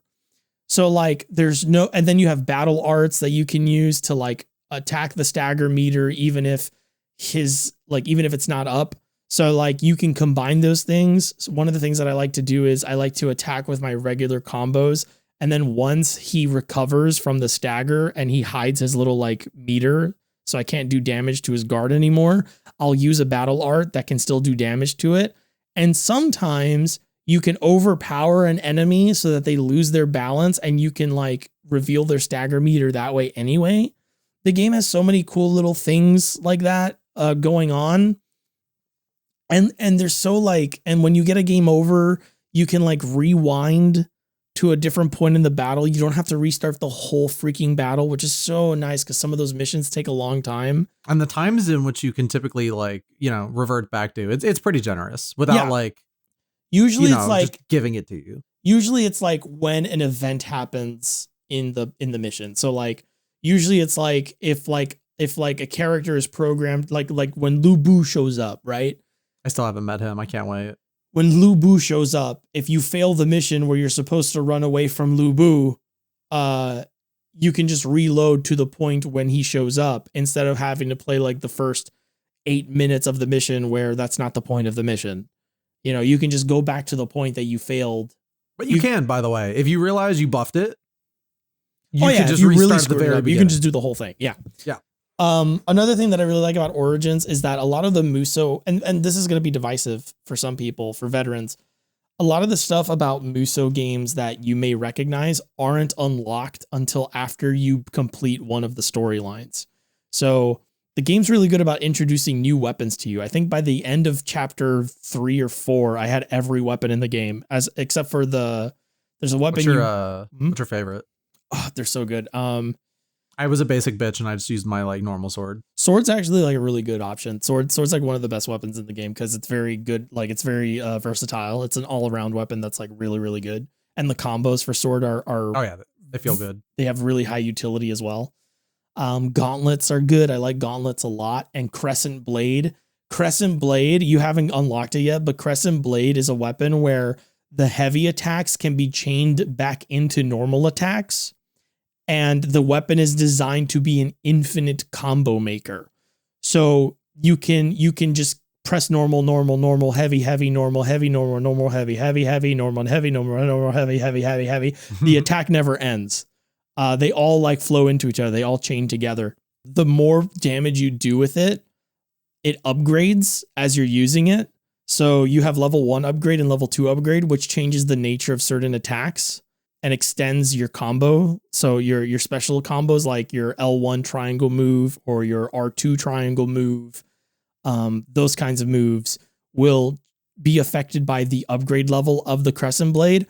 And some of the battle arts for the Crescent Blade will do additional damage or add additional attacks to that move if you have it upgraded. It's great. I love it. It's very similar to the Podao. It's the big sword. There's the little sword and then you have big sword. It's very similar to Big Sword, but Big Sword compared to the Crescent Blade pales in comparison. Oh, and I like the staff. Staff is great. Staff is just very Sun Wukong shit. It's kind of crazy how stacked Koei Tecmo's year is. Mm-hmm. Like I feel like we're always gassing up Koei Tecmo, but like they're putting that work in. Koei Tecmo, like I feel like they have such a strong understanding of what they make. Like yeah. Like they know exactly what those kinds of games are, but they also they know exactly. Sometimes they messed up. Dynasty Warriors 9, from what I've seen, is not very good, but like they seem to know how to continue making the same game but better. Yeah, every time, or they try something new, or they try to rework it in little ways that like make it interesting and keep it interesting and keep it engaging. Dynasty Warrior Origins is a great thing of that.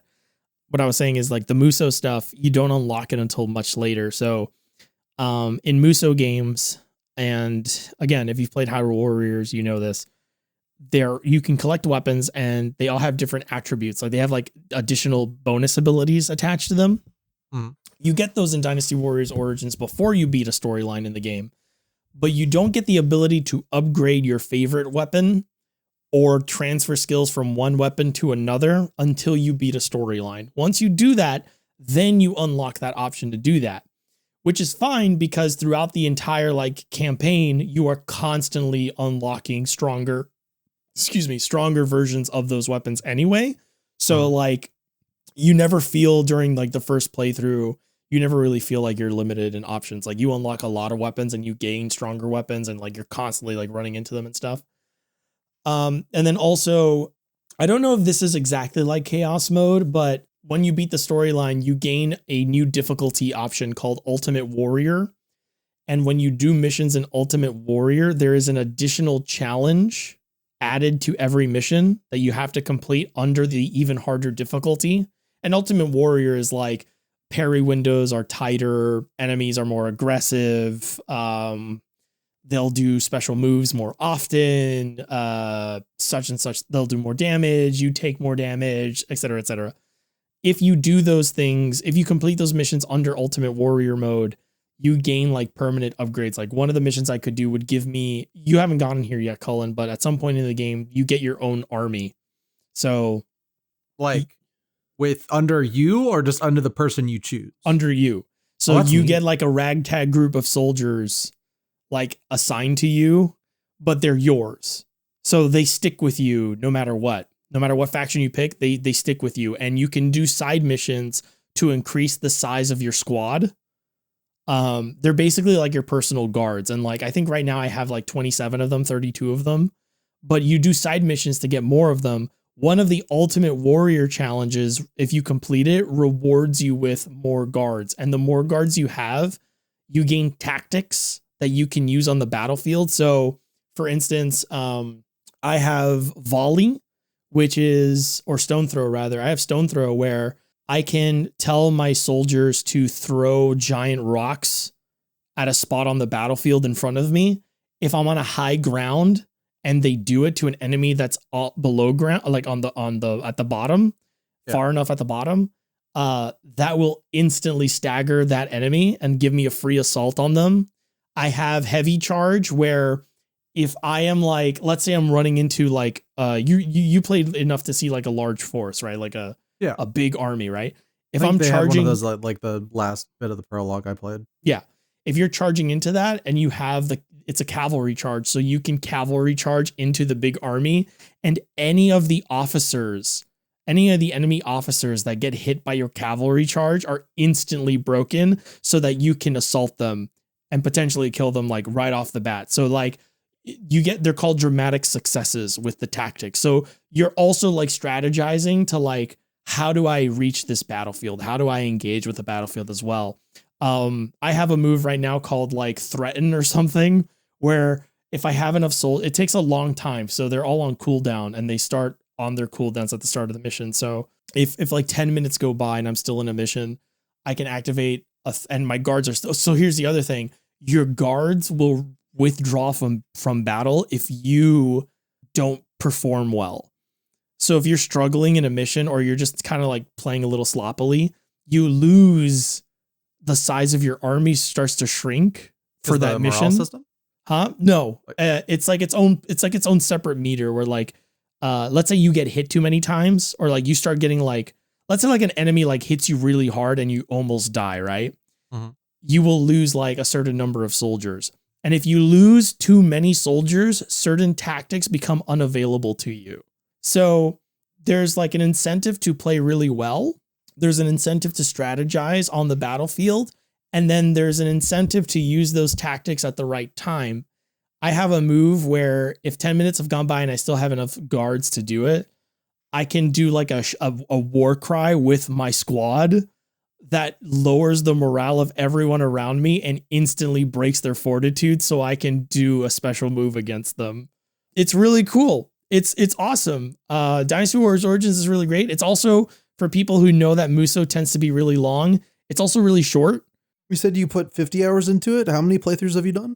I've done one, but when you beat the game, you can go back. You can just skip to the points of the story where the paths deviate and just complete them and do that. And you retain all your stuff. Yes, it has a flow chart. I'll show you later. Oh. It literally has a flow chart and it shows you where the path deviates as long as you've been on that storyline. That's one thing I probably should have talked about on Daybreak too. One of the things I really like about that is they completely throw out the like structure of the previous game and instead give you like a Zero Escape-esque flowchart with like bad ends. And they design the whole game around the idea that it's like the characters are aware that they are dying and they need to like go back in time to do it again and make different choices. And it's not like the most in-depth so far, but I just honestly, you put a flowchart in your game and you let me jump around and you've made a good game. That's honestly it. Like I got 50 hours into Dynasty Warriors Origins. According to How Long to Beat, people are saying the completionist route for this is 64 hours. And that's pretty reasonable. Yeah. And you retain all of your stats when you jump back and forth between the timelines. So I got the worst ending for the Wu Dynasty or the U Dynasty, depending on who's pronouncing it in the game. And I can jump back to the point where the storyline deviates, or the multiple points where it deviates, because there's multiple points where it deviates. And I can just go do those and then follow the story along from there to do it. But I have all of my upgrades. I have all of my skills. I have all of my level ups from before. So all the missions go by way faster. And then, you know, you can just blow through the rest of the game super fast. I'm sure your playthrough can be longer than 64 hours if you're trying to do it. Like, I'm sure that's a low ball number, but the game is super fun. I've put 50 hours into it. I barely felt it. I'm so hungry for more Dynasty Warriors. I'm so obsessed for more Dynasty Warriors. I cannot wait to keep playing. Do we know of any other Warriors like spin-offs? I know they just did like a state of play where they announced like a roguelite. It's $25 on PSN. Oh, it's already out? Yeah, it's basically Hades if it wasn't Hades. Is it only on PS? It's only on PlayStation, yeah. Fuck. Yeah, I know. Come on, guys. We're PC gamers. I'm really excited because usually what they do is that they jump back and forth between Dynasty Warriors and Samurai Warriors. Mm-hmm. Dynasty Warriors is Romance of the Three Kingdoms. Samurai Warriors is Sengoku era Japan. I would really love to see a Samurai Warriors Origins in the same style. I think that would be really fucking cool. Like this game has kind of popped off and sold pretty well. So like, I guess Warriors is just back. I should play more of Samurai Warriors 5. I think I streamed that or something and I thought it was pretty good. Yep, Samurai Warriors 5 is good. And then they just put out not too long ago, maybe like last year, they did Samurai Warriors 4 Director's Cut on Steam. Oh, that's good too. Sounds better. Is also 5 is like a new game, right? I think so, yeah. Like that wasn't a remaster or anything. That is the one thing. We give Koei a lot of praise, but I feel like a lot of their catalog is just remastering older games of theirs. Yeah. Samurai Warriors 5 was 2021. Okay.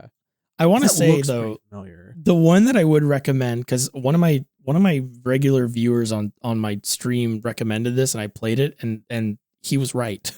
He was right to recommend it. Samurai Warriors Spirit of Sonata is a really, really good Muso game that has base building elements and like farming elements and like fishing and stuff. It's like, GC, by the way. Yeah. Warriors Abyss. That's on Steam right now. Warriors Abyss. That's the one. It's also on PC? Yeah. $25. I'm gonna fucking buy it. I gotta try it. I gotta fucking try it. Do we own any of the like Samurai Warriors games? Yeah, I got Samurai Warriors 4. You have 4DX? Yeah, I have 4DX and I have Spirit of Sonata, which I would recommend. Do you? Because I like currently. By the way, everyone, to always be plugging. These games are currently on sale right now. I don't know if they'll still be on sale when y'all like. Koei Tecmo goes on sale a lot, but like Warriors 5 is currently $30 on PC. Yeah. Oh my god! I'm like, but like the Tomb Raider like remaster set comes out tomorrow. My thing is like Dynasty Warriors Origins just came out, and this one is like.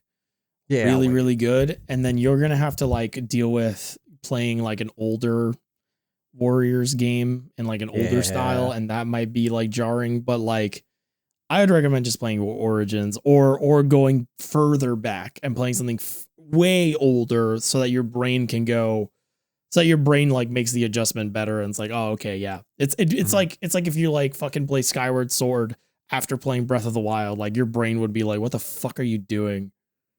You know, that's a bad example probably, but whatever, you know what I mean? Yeah.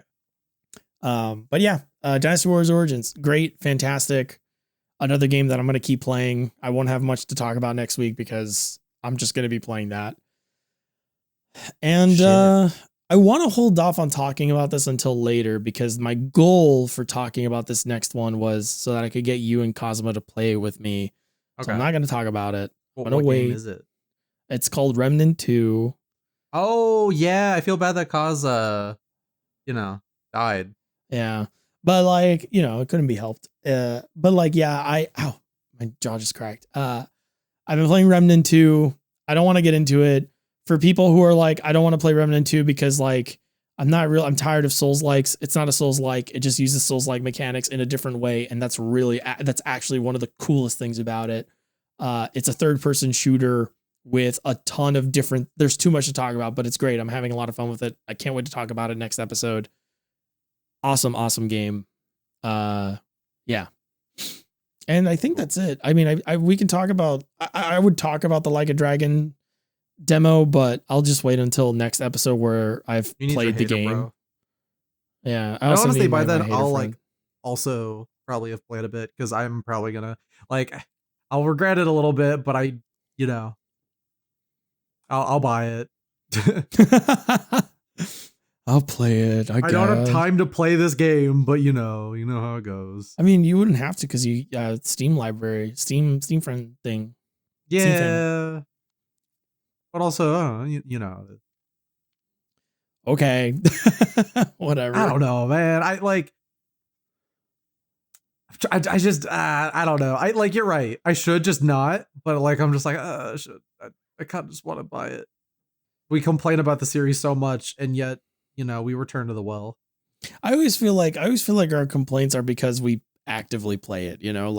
This is literally our I like the if I truly no longer enjoyed anything about the series, then I wouldn't be covering it still. Like even if it was like even if like because of YouTube or whatever, like I still wouldn't continue covering it. I'd be bored. If I don't like something, I'm bored. I'm not like upset about it. I'm bored. If I like something and there's things about it that I wish were better, then I get like on my hater energy because I'm like, this has so much. Yeah, like this could be so much fucking better. But like, I'm not gonna touch the demo, even though like I kind of, I probably should, but I'm just gonna play the game on launch and just see. I do recommend the demo. It's not very long. Okay. It's like a couple hours at most, and that was me dragging my feet on it. It's actually really, really short, and it'll give you a good idea of like how it feels, because like I think that's gonna make or break it for you because it almost broke me on it. So I'll see if I have time. I was like, yeah, that's honestly the main thing. It's just like, do I have time to actually do this? True. Again, it's a very, very short demo, so if you're worried about like, do I buy? What's in the demo? Is it just like you start at the beginning of the game and it carries your save over? Like? No, the game starts you when you land in Honolulu for the first time. There are no story elements, nothing. Okay. You show up, you fight some dudes. They do a tutorial to show you like how the fighting works in the game. They then immediately go, okay, you can go to Madlantis now if you want to check out boat fighting if you want. But you can spend some time in Honolulu, like fighting different guys, like wandering the street or fighting like the bounties, because you can be a bounty hunter in the game. So you can fight like quote unquote mini bosses, which are just dudes with more health. And then you can go to Madlantis and then you go do a boat fight. You can do 4 different boat fights if you want, or you can leave after the first one, after the tutorial for it, and then go fight a boss. And then the tutorial, and then the demo literally ends after you beat the boss. You don't even get the cutscene after the boss dies. You beat the boss, the screen fades to black, and then you get an ad to buy the game. That's it. You were like complaining about how the ship combat felt, and I was just like the entire time, and this was before podcast for everyone listening. And the entire time I was just thinking, I've got to get this guy to just play East 10 for like at least an hour or two. And just get his thoughts on the weird ass, like same kind of ship combat that feels like it was made with $5 in a dream. I've seen you do East 10, I think. Yeah. I think that's better than wow. Yeah, because doesn't East 10 let you like adjust speed? Kinda here and there.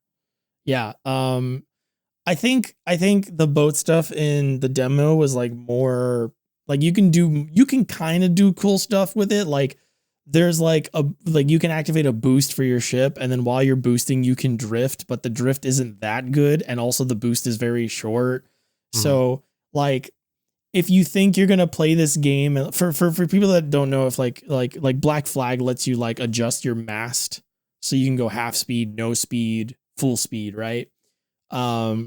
Black Flag lets you aim your cannons in a specific way. Black Flag lets you like aim your front cannons. Black Flag lets you have a button to like brace for attack so that everyone braces whenever you're about to get hit so you can minimize damage. None of that's in the Like a Dragon boat combat. It doesn't have any of that. You have left cannon, right cannon, which is L and R. You have stop moving. You can brake and slow down, or you can go fast, and then you can turn left or right. You cannot lower your speed in order to turn faster in a way that feels good. You kind of have to like awkwardly like hold circle and like tilt back on your stick, and then as you're doing that, let go and then turn the boat. It's kind of like really weird. You can't do cool shit with the boat is what I'm trying to say. At least in the demo, you couldn't do cool shit with the boat. What I was doing was realizing that the boat turns fast enough that you can use your right side cannons, don't move, turn the boat in place, and then use your left side cannons before the enemy ship has like a chance to do anything. You can also use your RPG to shoot the enemy boat from like a huge distance. So you don't even have to move your boat at the start of the fight. You can just start using your RPG as Majima and start like bazookaing the other ship. And that'll like take off like a quarter of its fucking health. And then you can just use your front machine guns, which do way more damage, way faster than the cannons do. And then you just rinse and repeat, and you kind of just do like fucky wucky things. And then you do the ship battle. Because after you go on islands and like find new places. So the demo doesn't have that, but they did say you could. Okay. They said in the retail version of the game, you will be able to explore the ocean. Okay. Chat, by the time you listen to this, I will either make the very difficult decision between buying new computer parts or falling for it again awarding myself. Fell for it again award, fell for it again award, fell for it again award. I wish I could explain it. Like, you are being very reasonable and saying, oh, I'm just going to buy it for our Steam family. Just play that. And I go, yeah, for sure. But my mind says, Cullen, buy it. Buy the Yakuza game. Because buy it on launch. That's the thing, right? It's like, I mentioned this before we started. I guess we'll just talk about it because like the podcast hasn't even been going on for that long. But like, that's the thing, right? It's like the Like a Dragon games, they're not like terrible, awful, poopy fuck games, you know? They're like fine, like they're fun, like there's things about them. Root for them. You want to root for them because like there's like they're scrappy. Yeah, there's like an energy there that you don't get in other stuff, but like more modern releases don't have the energy to back up what they claim to be doing with those games. Like it really feels half-assed. And I don't want to call people lazy because that's not what I think. I just feel like they're no longer caring about refining the core of the series. If you look at like the jump from Kenzan to 3 to 4 to Dead Souls to 5, and I think Ishin as well is on that engine. Their old engine before the Dragon engine, every new game they did, they refined the foundational elements of the gameplay to improve the overall experience. So like Yakuza 3, everyone complains that enemy behavior in Yakuza 3 is really bad. So for Yakuza 4, they improved that. They also gave you more things to work with, and that stuck. A lot of the new things they added from 3 to 4 stuck because they had also refined the foundation for those games, right? So much so that in Yakuza 5, they kept a lot of the stuff they added in 4. And then they go to Yakuza 0, which is also in that engine, and I almost forgot about it. Then they go to Yakuza 0, right? And in Yakuza 0, it's like, well, we only have 2 main characters this time. So why don't we implement a system where they can change styles to still get as many martial arts style or fighting styles rather as possible in the game, right? And like, if you add those up, you actually have more than you did in 5. And like, everybody has like cool things. And they're like, okay, we have a really solid like mini game base, right? So why don't we add stuff to those mini games? Why don't we expand on that? Like, if you look at the batting mini game across the Yakuza games, it comes to it becomes like an apex in Yakuza 5 where like Shinada's batting mini game has like RPG stats and shit that reflect how you specifically play the batting mini game. And then after that, they added like challenge modes and home run modes, and they like deviated and like they try to incorporate stuff like that into it where they could. And 0 was like this. I'd say 0 is a bit of more of a refinement. Yeah. But it's still like they've built all these things and it's just polishing everything up. And like, I think the big pull for 0 is like the setting. Like that was the big deal. And like it being a prequel was this really cool, like new thing for the series. And like with 6, it was the Dragon Engine. Say what you want about 6, but like they put a lot of effort into the Dragon Engine as like a tech demo for like physics and like visuals. It felt like a big step up. But I'm sure like I'm gonna let you kind of take it again because I think you agree. But like since the Dragon Engine kind of got introduced, there's been a couple of like big shift ups. Like, you know, 7 is a different battle style with the RPG stuff and but like, yeah, we've kind of plateaued. Yeah, we've hit a real plateau because I feel like the 6 established the Dragon Engine, and that's fine. But you expect things to be refined. So we go from 6 to, I think Yakuza Kiwami 2, I think was after 6. Yeah.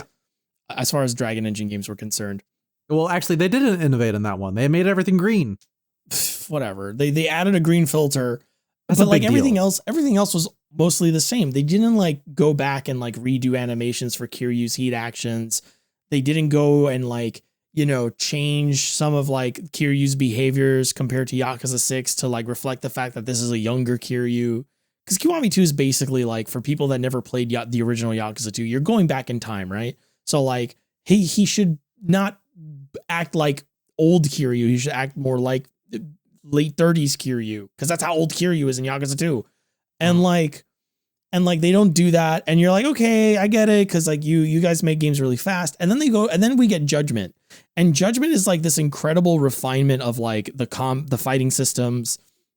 Judgment adds all these mini games and stuff, and like it really feels like, I don't like Judgment narratively for a lot of reasons, but like Judgment felt like Judgment felt like the classic refinement of the Yakuza series, the classic refinement of what they had, and like and ensuring that future installments of this series on this hardware or this software that we're using to make it, sort of future installments are improved off of it. So like we instead of spending like a lot of the things with Yakuza games is, instead of spending a lot of time trying to like add super different like things you've never seen before, it was more like, hey,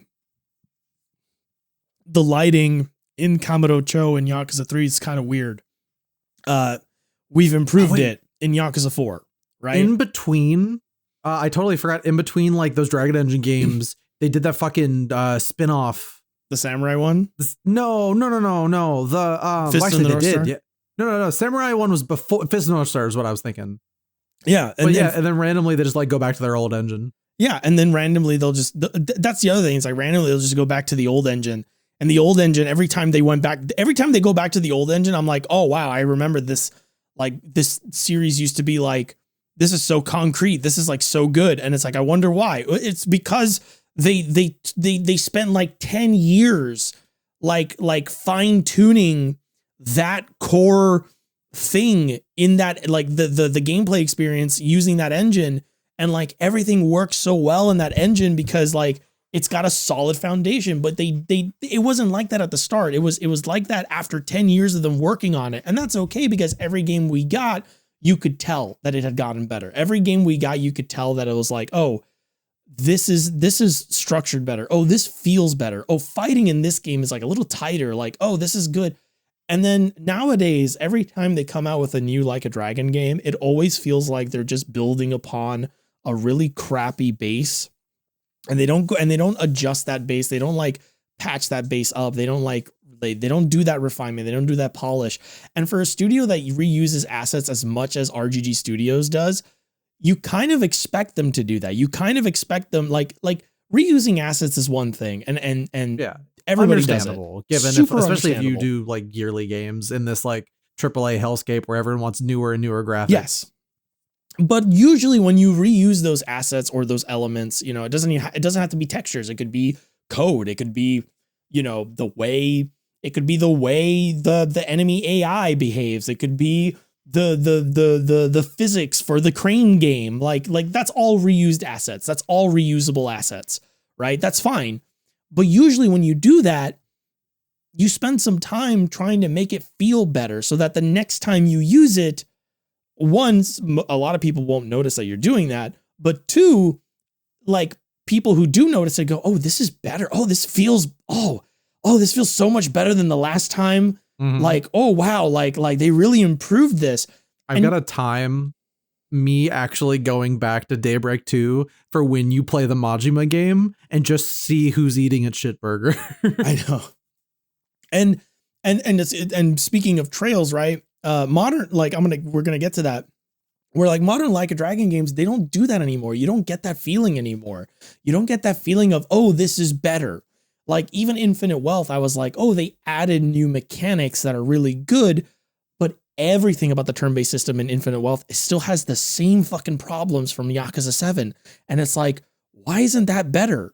Why, I don't get me wrong, I'm glad all this new shit is, like, I like some of the new shit that you've added, but like, did we really have to do the Crazy Taxi Delivery mini game that only has 3 stages over spending more time on the RPG system or spending more resources on the RPG system and like polishing that element of it? Did I really need you to spend the money to get fucking Danny Trejo to show up in the video game over like using that to like improve the game? Yeah, to using that to improve the base game. Like, did I really need Danny Trejo or Samoa Joe, I think is the new one. he's Samoa Joe's like Empire Yakuza in Hawaii. And granted, I don't think they're like that expensive because those actors aren't like A-list celebrities or whatever. But like, you know, like what are we doing? Are we like, I understand the Like a Dragon series is about spectacle, but the reason the spectacle is so good is because that core experience is so tight, or at least like we can feel a difference every time we play it. That's why I like playing Like a Dragon games, why I used to, because every time I played a new one, things were getting significantly better or noticeably better about how they were doing things. And you could actually track sort of like the experience these people had on the series. And like, that was cool to see. And the games got more and more and more and more fun. And a lot of people that got in on this series at Yakuza 0 don't know that. A lot of people who started this series on Yakuza 0, which is a lot of people in the West, they don't realize that. They don't realize that Yakuza 0 was the pinnacle of years of annualizations and like in the midst of annualization, focusing and ensuring that every time they put out a new game, that game felt better than the last one. It wasn't about fucking adding a really shitty SimCity clone in Infinite Wealth. It wasn't about like a fucking VR minigame in Judgment. It wasn't about all of this little shit that ultimately didn't matter if it never happened, because we would have never like cared about it missing if it never showed up. It's about like that core experience. It's about that central focus on improving the base quality of what your games are really about, which is beating dudes up and being melodramatic. And like they haven't I think a improved lot on of that. people, because they jumped in a bit later, to them the series is the mini games and like all the like extra wacky stuff. And I don't know, it's like at some point I'm curious, like we're still like supporting these games, and I probably am a bit more positive than my co-host on these, while still being pretty critical in my own right. But I'm like, at one point I wonder if it's like it's just gonna feel like these are just not for us. Yeah, I'm almost there. I'm literally on the edge of that. I feel like if after the next mainline title, or what's that game they're doing, Project Century or whatever, Project Century. Yeah, I think Project Century, if Project Century ends up just being like more of the same bullshit, and I hope not, because they've been hyping that shit up a lot. They're like, oh, it looks like an actual step forward. It looks like a step forward. If that game starts and the fucking little mini map HUD shows up and I have fucking heat actions and I fucking do sub stories and everything is literally framed like a Dragon game, and it feels worse than what I've played recently of Like a Dragon, I'm fucking done. Like, is that I'm actually done. just their next like game? I think so. Is that even on the Dragon Engine? I don't think so. They're working on Virtual Fighter, and what they've said is that they're using the tech that they've learned and the stuff that they're learning with Virtual Fighter to do the fighting system in Project Century. That's pretty cool. Yeah, it's pretty cool. Unfortunately, we haven't actually seen real gameplay of the Virtual Fighter stuff. We've only seen like a mock-up that looked like gameplay, but there's like text on the screen that's like, this is not gameplay. This is simulated, whatever. So like, we don't actually know how Virtual Fighter is going to play. So I don't know. I really hope that Project Century game is like, is that this year? Good. Project Century? Yeah. No, do we even know? I don't even think it has a name right now. Project Century, I think it's slated for 2026. Damn. No, not even a release window. Not even a release window. Yeah, not even. They said, I'm sure they can shit out another Ichiban game in the meantime.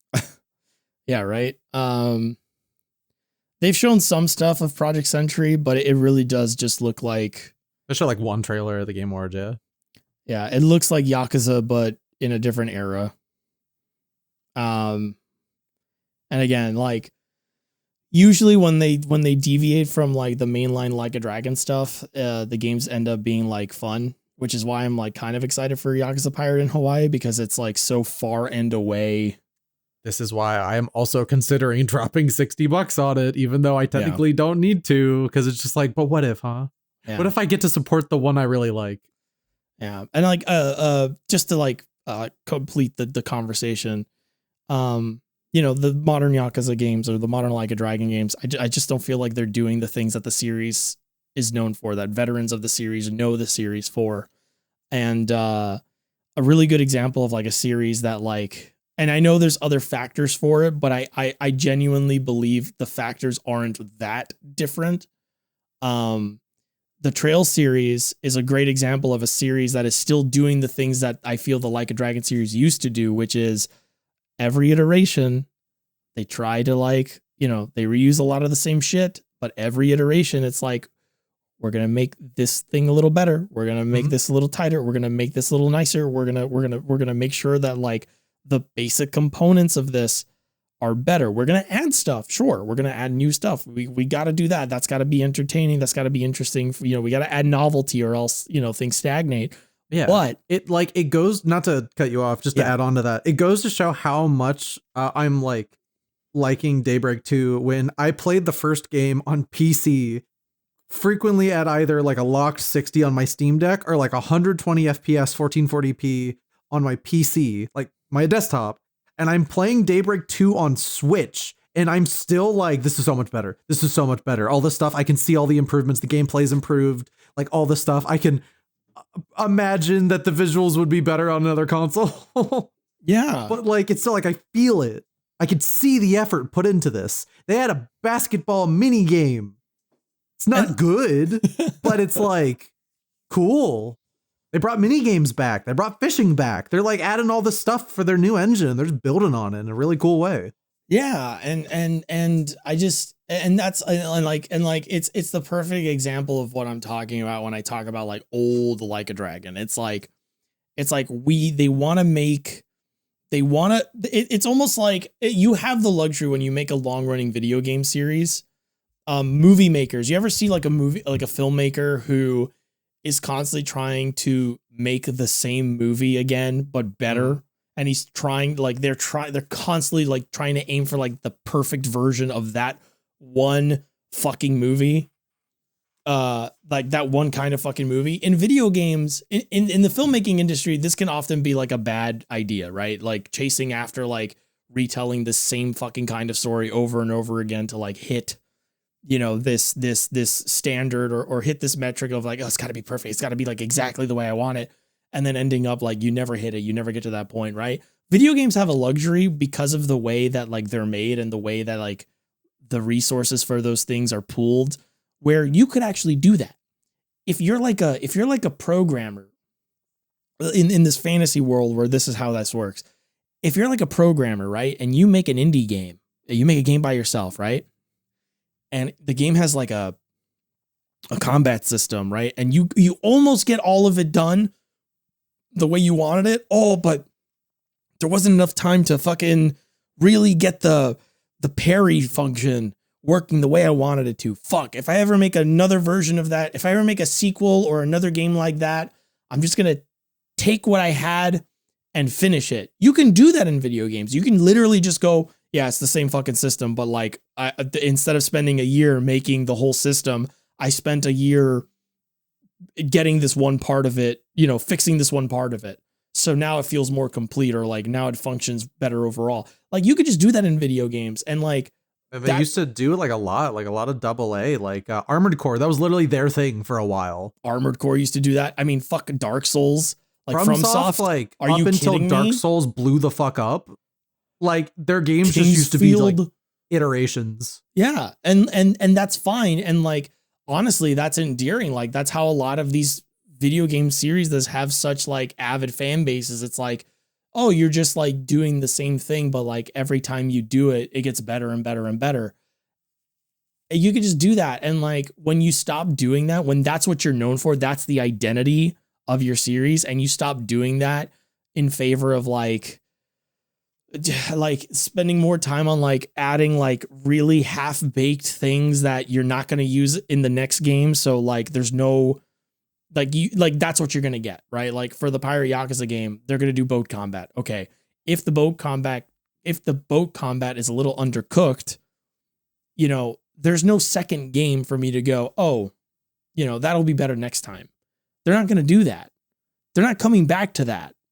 This is what you get. This is what it's going to be. There's no potential there for me to look forward to.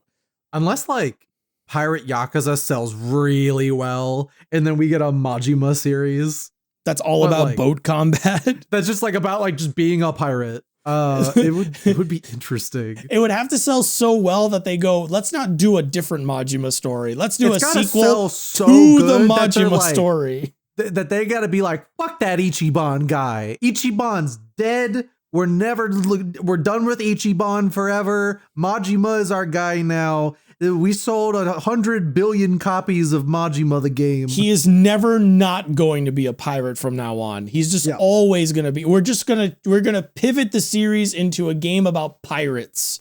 Majima will show back up in the Ichiban story as a pirate and just be like, there he is. Honestly, like that has me thinking, one of my biggest worries about this game with such a wacky premise is that fundamentally the Like a Dragon series is like a sitcom with a status quo it needs to uphold. So I never, at this point of these games, I never think like, oh, there's going to be some drastic shit happening at the end that's going to change everything. I'm really worried that Pirate Yakuza is just going to end with Majima going back to his old life. Of course it is. And then we're gonna just pretend this never happened. And of course it is. I know it probably will, but I want them to just like do some wacky shit. Like everyone thinks like, oh, of course they do wacky shit. Majima's a pirate. It's like, I want them to commit to it. Yeah. So like, I don't know. Who knows? What's crazy is like, we've basically we've ended this conversation with, oh, I don't know, maybe it'll be okay. And I'm still wanting to buy it on launch. That's the reality of the world we live in. That's Yokoyama's trick. Yep. Anyway, we're gonna go watch Gundam now. Yeah. Thank you so much for joining us today, everybody. We will be back 2 weeks from now, as always. Stay tuned to see what happens to Kazuma. Until then, take care of yourselves. Take care of each other, and we'll see you then. Bye-bye. Bye-bye.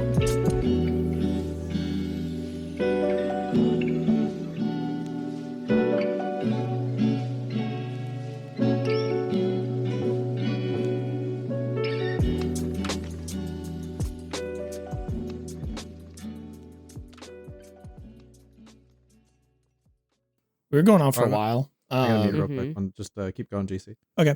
And This is for editor GC. You can't hear shit right now. I'm gonna eat some spaghetti, and you're gonna send me this and be like, "What the fuck you doing, man?" And I'll be saying, "Eating spaghetti." And I am very excited to talk about all three. I'm not gonna go too long on all of them, but meatball. I want to talk about the first one. Will change your life forever. One of these is a game that will change your life forever.